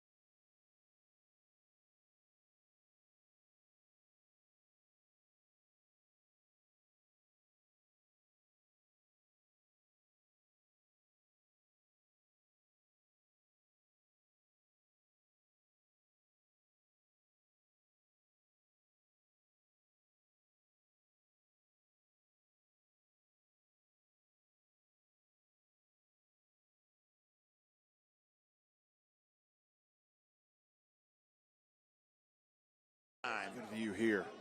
See if he drags his feet right. Yeah, man. I think he's There's nothing I can see that overturn that call. I think he's in. And as I was telling you, Douglas County has the wide receiver firepower to do the same thing. How come we haven't seen that? I don't know. I think when Johnny White goes back and look at this game, I like the matchup with Gregory. He's a little bit bigger than the guy that's on him, and felt like they should given him a few more chances tonight. Ball bounces and finally will go into the end zone. Gregory perhaps wise not to pick that up on the funny bounce. It was an opportunity for Douglas County to get good field position because Buford was backed up after the penalty on the celebration by Allen, but Gregory wasn't able to pick it up, and maybe he thinks he should have, but it's kind of a tough, funny bounce there. Hey, by the way, don't forget, we're doing our social media showcase here, courtesy of our friends at Gordo's Cheese Dip. If you snap a photo and use the hashtag Gordo's and the hashtag ScoreAtlanta, you can have a chance to be featured on the air during our broadcast next week's game. So please, with our friends at Gordo's Cheese Dip, first of all, enjoy some Gordo's during the game, but also make sure you shoot Love those that photos. picture in the middle there. That's Dave Hunter and his wife, Beverly, and I.J. Rosenberg. For Atlanta, I believe that was the first day up at West Forsyth, Corky Kell. Always love getting a chance to see the Hunters during an event like that. One of our favorites to begin the year. Bordeaux will throw, looking sideline. That's high and intended for Johnson. He had to just go up and try to get it. He's showing some signs of frustration. I tell you, we don't give away awards for the teams that lose a game. But I'm tempted to give James Johnson something tonight because I'm telling you, he has been as good as advertised, played a ton of plays. Lincoln Riley gets here at halftime, and he's certainly going to be happy with that young man coming to California. Yeah, if we're going to play what you kind of call like sandlot football or something like that, we're going to, on a field like this where there's a bunch of college stars, and we're going to be drafting guys, Johnson would absolutely be no doubt the very first to be drafted. You see Carter now trying to make something happen. He's going to get first down yardage and move the chains. They're going to have to get him more involved, too. He's a big-time playmaker. He's a top 10 player in the state of Georgia. He's got all the offers. They're going to get him. Listen, Douglas County's went through a tall task. They played Langston Hughes and Buford in 7 days. Yeah. They're going to get to a bye next week, kind of regroup, and they're going to be a very tough out no matter where they are in the bracket in the playoffs. Yeah, for some context, Johnny White saying this week the Langston Hughes game last weekend may have been the most physical game he's been a part of. Yes. It's 2 straight years for Douglas County beating Langston Hughes. As Bordeaux looks to throw. Look at right three. Middle of the field. That's caught. That's Gregory. And he crosses the 50. This is kind of the attack I thought we're going to see more of. And in hindsight, they'll go back and do some things, but where Buford is used, therefore, and Jordan Allen a lot tonight, I think Aaron Gregory probably needs a few more touches if you're Douglas County. He's a difference maker. You know, I would not have described Douglas County as run first when we saw them against Cedar Grove, but they have been a much more run first team since then. Yep. Well, Carrollton is landing on Gainesville. That's impressive. Bordeaux will run now, and he gets another first down. Have not seen that element for him. A flag comes in here, too. Did not see why. 75, I believe, got a late hit. You see James Johnson get on him. 75. Listen, we get unnecessary. A Buford player on the ground, the play's over, and he basically lands on top of him for no reason, and they flag him, and just cannot do that. That's that move, and you know this. Offensive linemen like it if you can get there just in time. Yeah, he was a little bit late. Yeah, but if you're a step or two late, you are going to get called for that because it's so easy to see. You watch 75 here at the end. You're going to trail him. He's right in the middle of the field. I watched the play. The result of the play was a first down. After the play, personal foul on this 15-yard penalty. It will be 1st and 10. You can hear the wind is definitely whipping. Just unnecessary. Something you don't want to see. And just late in the game, frustrated, but you cannot do that. Watch 75 here. Player down. You want to see big man come flying in. Just missed it. You see the players pointing. All the Buford players, they saw it. Bordeaux just out of our screen. Also appeared to be kind of grabbing in his hamstring there a little bit, if I noticed that correctly. About to go under 5 minutes in our game. whatever Douglas County has planned, they got to do it fast here. Bordeaux going to try to crank up this time. It's got Carter there. Flag is going to come in. Yeah, that's going to be interference and a penalty against Buford. James Johnson still going top speed. Would love to see his GPS numbers. I would too.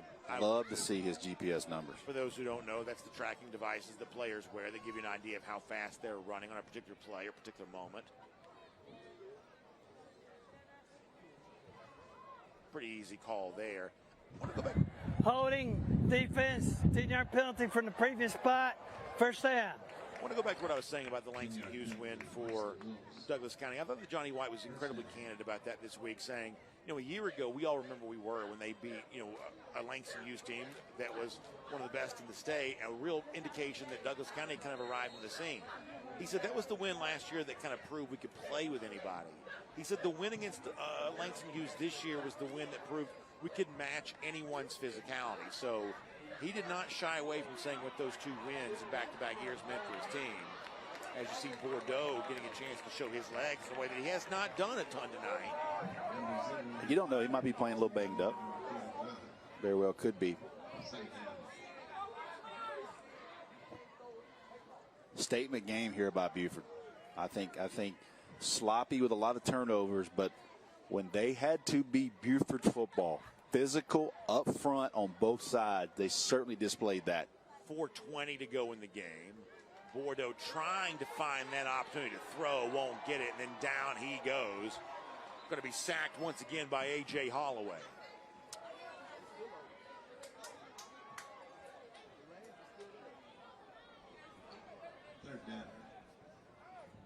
Yeah, they're showing 3. They bring 4.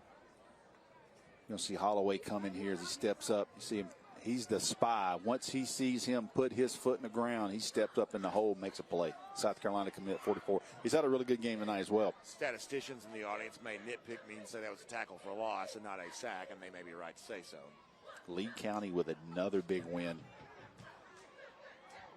Trying to get Johnson involved. That one may have been a touch behind him. Brings up 3rd and 5 now. And, obviously a lot of folks are watching the recruiting cycle. Usmani Cromah, the terrific running back for Lee County. And I think one of the things a guy like Cromah's got going for him is the fact that his entire career, for 4 years now, has been these sort of South Georgia games or coming up to play region games against the top middle Georgia teams. I mean, pound for pound, proving it week after week. I don't know what his numbers are tonight, but proving it week after week against an incredibly tough schedule. And to back that point up, I talked to Warner Robbins' staff this week, and his name came up, and they said, Rusty, the thing that makes him hard to deal with is he gets better as the game goes on. Pass caught by Streeter there.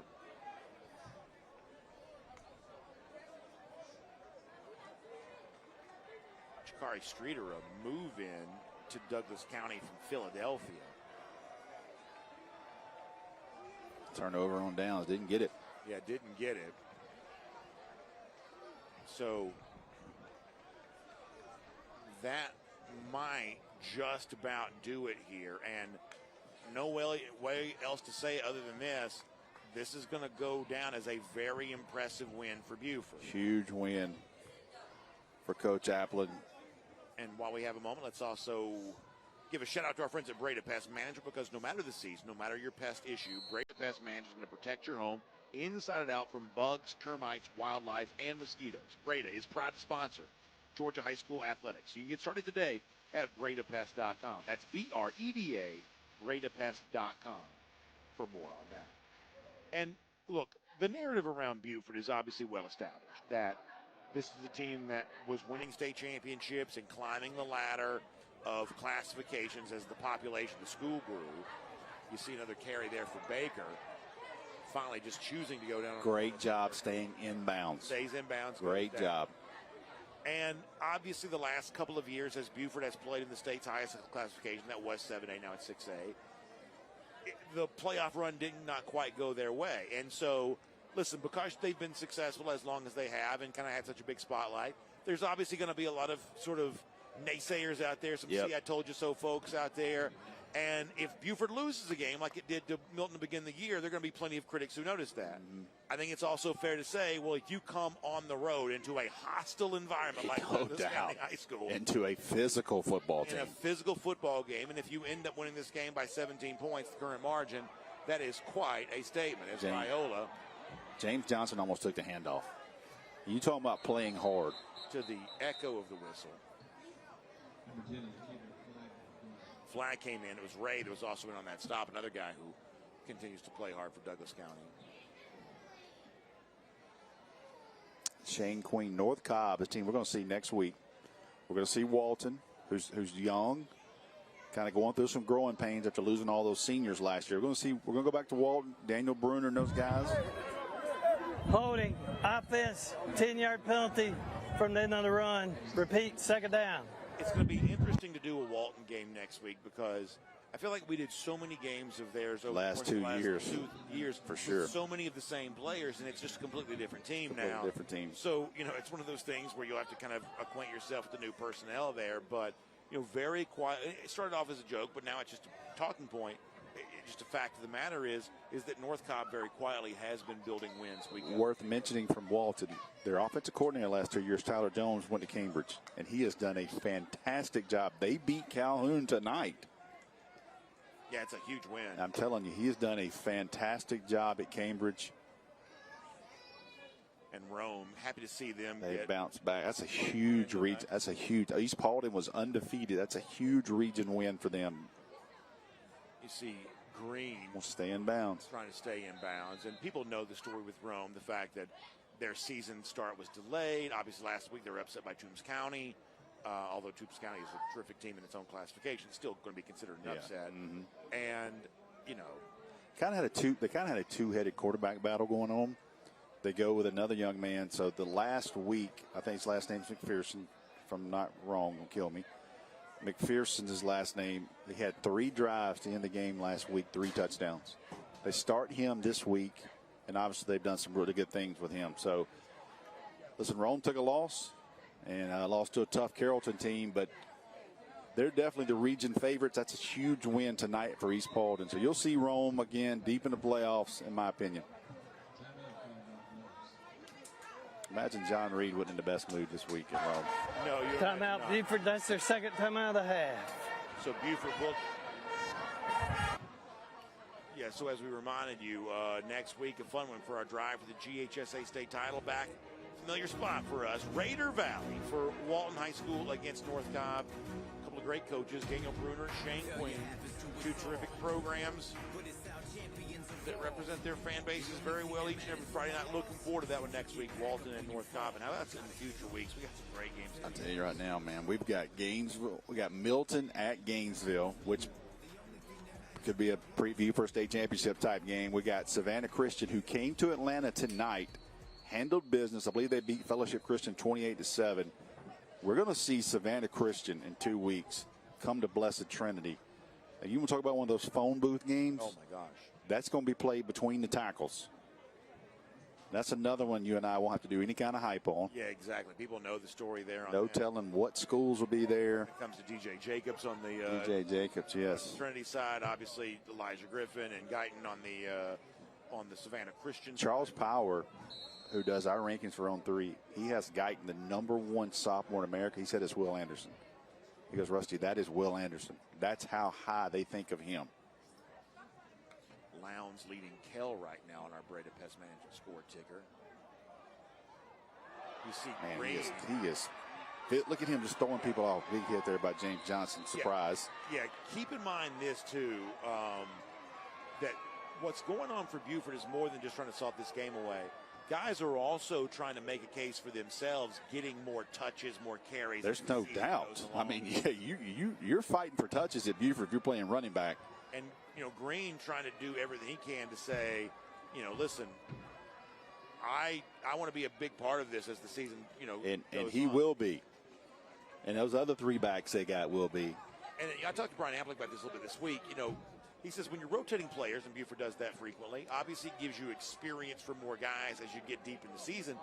But he's also happy to acknowledge that in this day and age, there is a certain, thing of use them or lose them. So he wants as many different guys to sort of feel like they have a role on his team as he can possibly get. And he did not shy away from saying there is a little bit of a thought of how do you make guys feel like they're involved on a team that's so talented, where guys like Tyriq Green do not expect to sit on the bench. And that's been the history of Buford, and that's what you love about Buford. You and I both thought they should have gave Justice Haynes a few more touches a couple years ago. Just let that man get lathered up. But can't argue with success. Can't argue with production at running back. You see Coach App telling his guys, line up. He is hot. Look at him. As intense as ever. Yeah, man. But his Wolves will walk away the winners here tonight in a thrilling game that had wild turnovers, explosive offensive plays, and it results in what I think you have to say was a little bit of a statement here. Buford reminding why they're still one of the top teams in the country by virtue of all the national rankings, one of the top teams in the state, despite the fact they do have a loss to defending state champs Milton in week 1. But Brian Appling back in a familiar spot, walking over to give an interview as the victor here tonight. Tell you what, if you told him when you get off the bus, Coach, you're about to have 5 turnovers, his stomach would have probably turned over. Find a way to win, though. On the flip side, I think our opinion of Douglas County remains what it always has been. This team is no easy out for any team. They were dominant when we saw in the Corky Kell Dave Hunter Classic, and they have plenty of good football ahead for them. Probably want to try to figure out a way to make the wide receivers more a part of the story. I think they will. I mean, you look at this, and they've been wanting some one-on-one coverage. Well, they got it tonight. And I think that when they go back and look at that tape, they're going to be like, yep, we got to take our shots. Kaylee Manziel is standing by. She'll have Bryant Appling here in a moment. Coach Appling is also directing traffic here.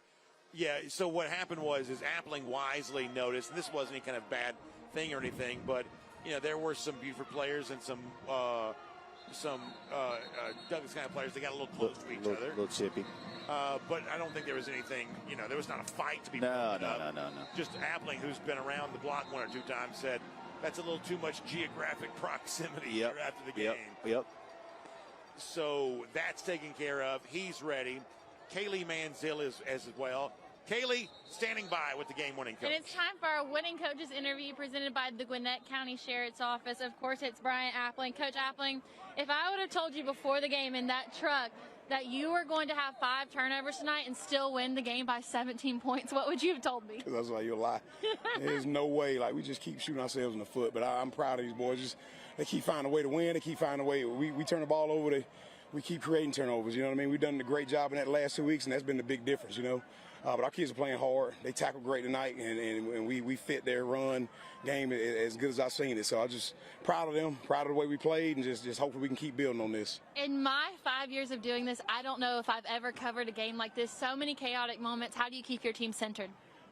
Oh, it's hard, especially in this day and age. Kids are different, like I said earlier. I love them, and they trying to be resilient. They're not resilient all the time, but I just keep fighting with them and keep trying to grow them up, because if they do that now, they're different. And we are a different team. That was old school Buford football tonight, and we did a great job. We're still early in the season. We got a long way to go, and we can improve so much. But I'm proud of them right now. I'm gonna be happy about this tonight. We'll make, we'll fix some mistakes tomorrow. Well, when you look back on tonight, performance-wise, what were your key takeaways from your Buford Wolves? The way we played defense. We gave up a couple. Little silly things that gave them 7 more points. We shouldn't have gave that up there. But we just keep affecting the football, keep running the football, and hold on to the football. That's the main thing. That's always been true since 1955. You know what I mean? It's just if you do those things in football, you'll have a chance to win. And against a great team tonight, we didn't do all that, but we won a game. So it's early. We got a long way to go. So I'm proud of them right now. We're just gonna get better. Coach, I think you said it best. We got the chance to see old Buford football tonight, and let me tell you, it was exhilarating. Great game, Coach. Thank you. I appreciate it. All right, guys, right after this, we'll be right back with our MVP. Who did you let down today? Your wife?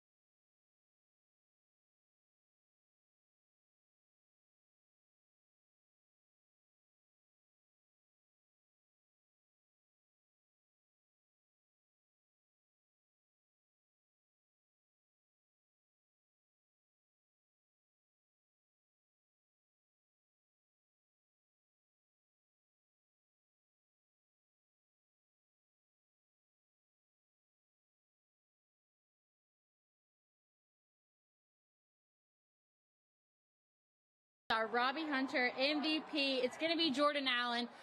Talk to me about that last touchdown in the corner right there. What was the play call? How did you execute? Yes, ma'am. So that play actually wasn't a pass play.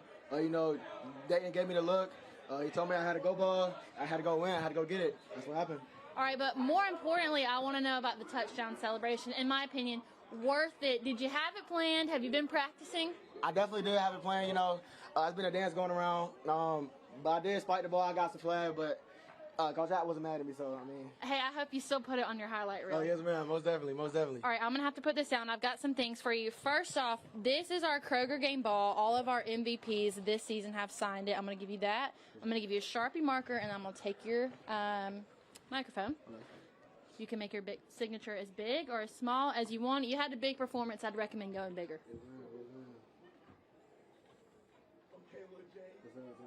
Got your teammates hyping you up. Much deserved. All right, you're going to hand that back to me. I'll give you the mic. Thank you. Nobody ever puts the lid back on. That's some real MVP stuff right there. All right, and then I want to present you with our GeorgiaConstructionCareers.com Robbie Hunter MVP Award. You're going to take this home. Much deserved. Great game tonight. Can't wait to see you down the line. All right, guys, after this, we will be right back with our Gatorade offensive and defensive players of the game.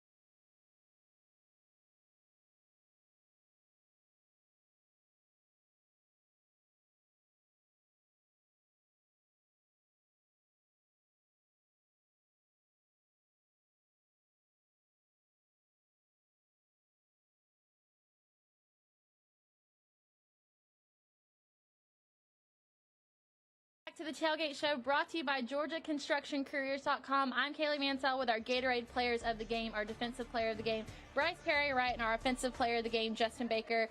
Bryce, I want to come to you first. They put up 14 points in that first half. Y'all held them to that the entire second half. What were the second half adjustments you made to prohibit them from scoring? Let's just keep doing what we did in the beginning. We stopped them. We seen what they was doing. We picked up on all their offensive calls, so we just kept going and keep going. Mm-hmm. Justin, you scored those first two touchdowns, but I want to talk about the second one. What was your read on the coverage? What was going through your head as you're breaking through all those defenders? So right before the play, it was originally supposed to be a short yardage play. They called pinch, and it was supposed to go to the outside kind of, but it wasn't at the same time. So, when I heard him say pinch, I immediately knew it was gonna hit because that was just the way they played. It was designed. Shout out to my O-line, shout out to my coaches, Coach Davis, Coach Winslet, Coach Connor for putting in a great game plan. Great team win. Bryce, there was a lot of hype around this game, not just from in-state, but also the national media as well. Y'all came out, displayed straight dominance. What does this win tonight say about the Buford Wolves? It's a big win, but it's time to go get that state championship. I like to see it. All right, last thing for you. The connection on offense, it's undeniable, not just the receivers and the running backs, but also the quarterbacks. How do you guys develop that in the early days of the season? Man, I'd probably say just really caring about each other. I feel like we're a lot more of a connected team this year, and Coach App said it over the summer. You know, I feel like we did a lot more team bonding, you know, and we trust each other, you know, and that didn't come easy. You know, at first we really didn't, but as the weeks went by, we got more comfortable in our offense because we had changed some things up from last year. And as we got more comfortable and trusted each other more, it started clicking. You saw a glimpse of it last year and got a full circle this year. I mean, this last game, he got a full circle this game. I think that was very well said. Guys, I want to congratulate you on being our Gatorade players of the game. In addition to that, you both have $25 gift cards to Racetrack. Use it however you want. I just want to say thank you to not just you guys, but the entire team for giving us one of the best and wildest games that we've ever seen covering high school football. I know we're going to see you guys more down the line. So great job tonight. Excited to see what happens for y'all in the future. With that, we will be right back with more scores from around the state.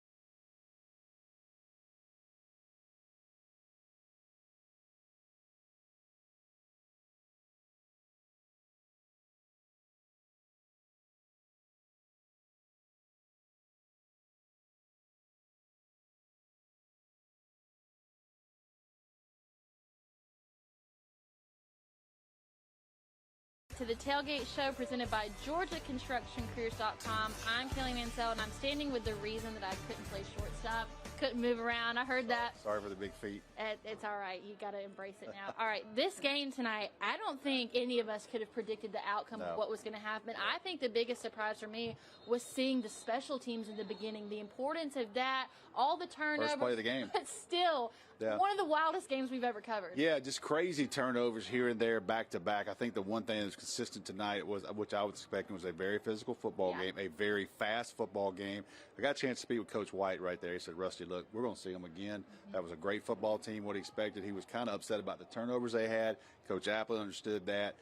Creating a lot of turnovers. You know, it's kind of creating turnovers is what you see out of this game. But listen, it's not going to surprise me at all if late November, early December, we see Buford across the sideline again from Douglas County. All right, with that, let's go ahead and take a look at other scores from across the state tonight. This is our Score Atlanta scoreboard. Let's see what we've got here. Darlington with a close win. Big win there for our good friend Wayne Groves, going on the road, winning that game. Listen, Kell goes all the way down to Lowndes. Tough task for them to go down there. Adam Carter and the Vikings with a big win. Taking a look at our next set of scores. All right, let's see what we've got here.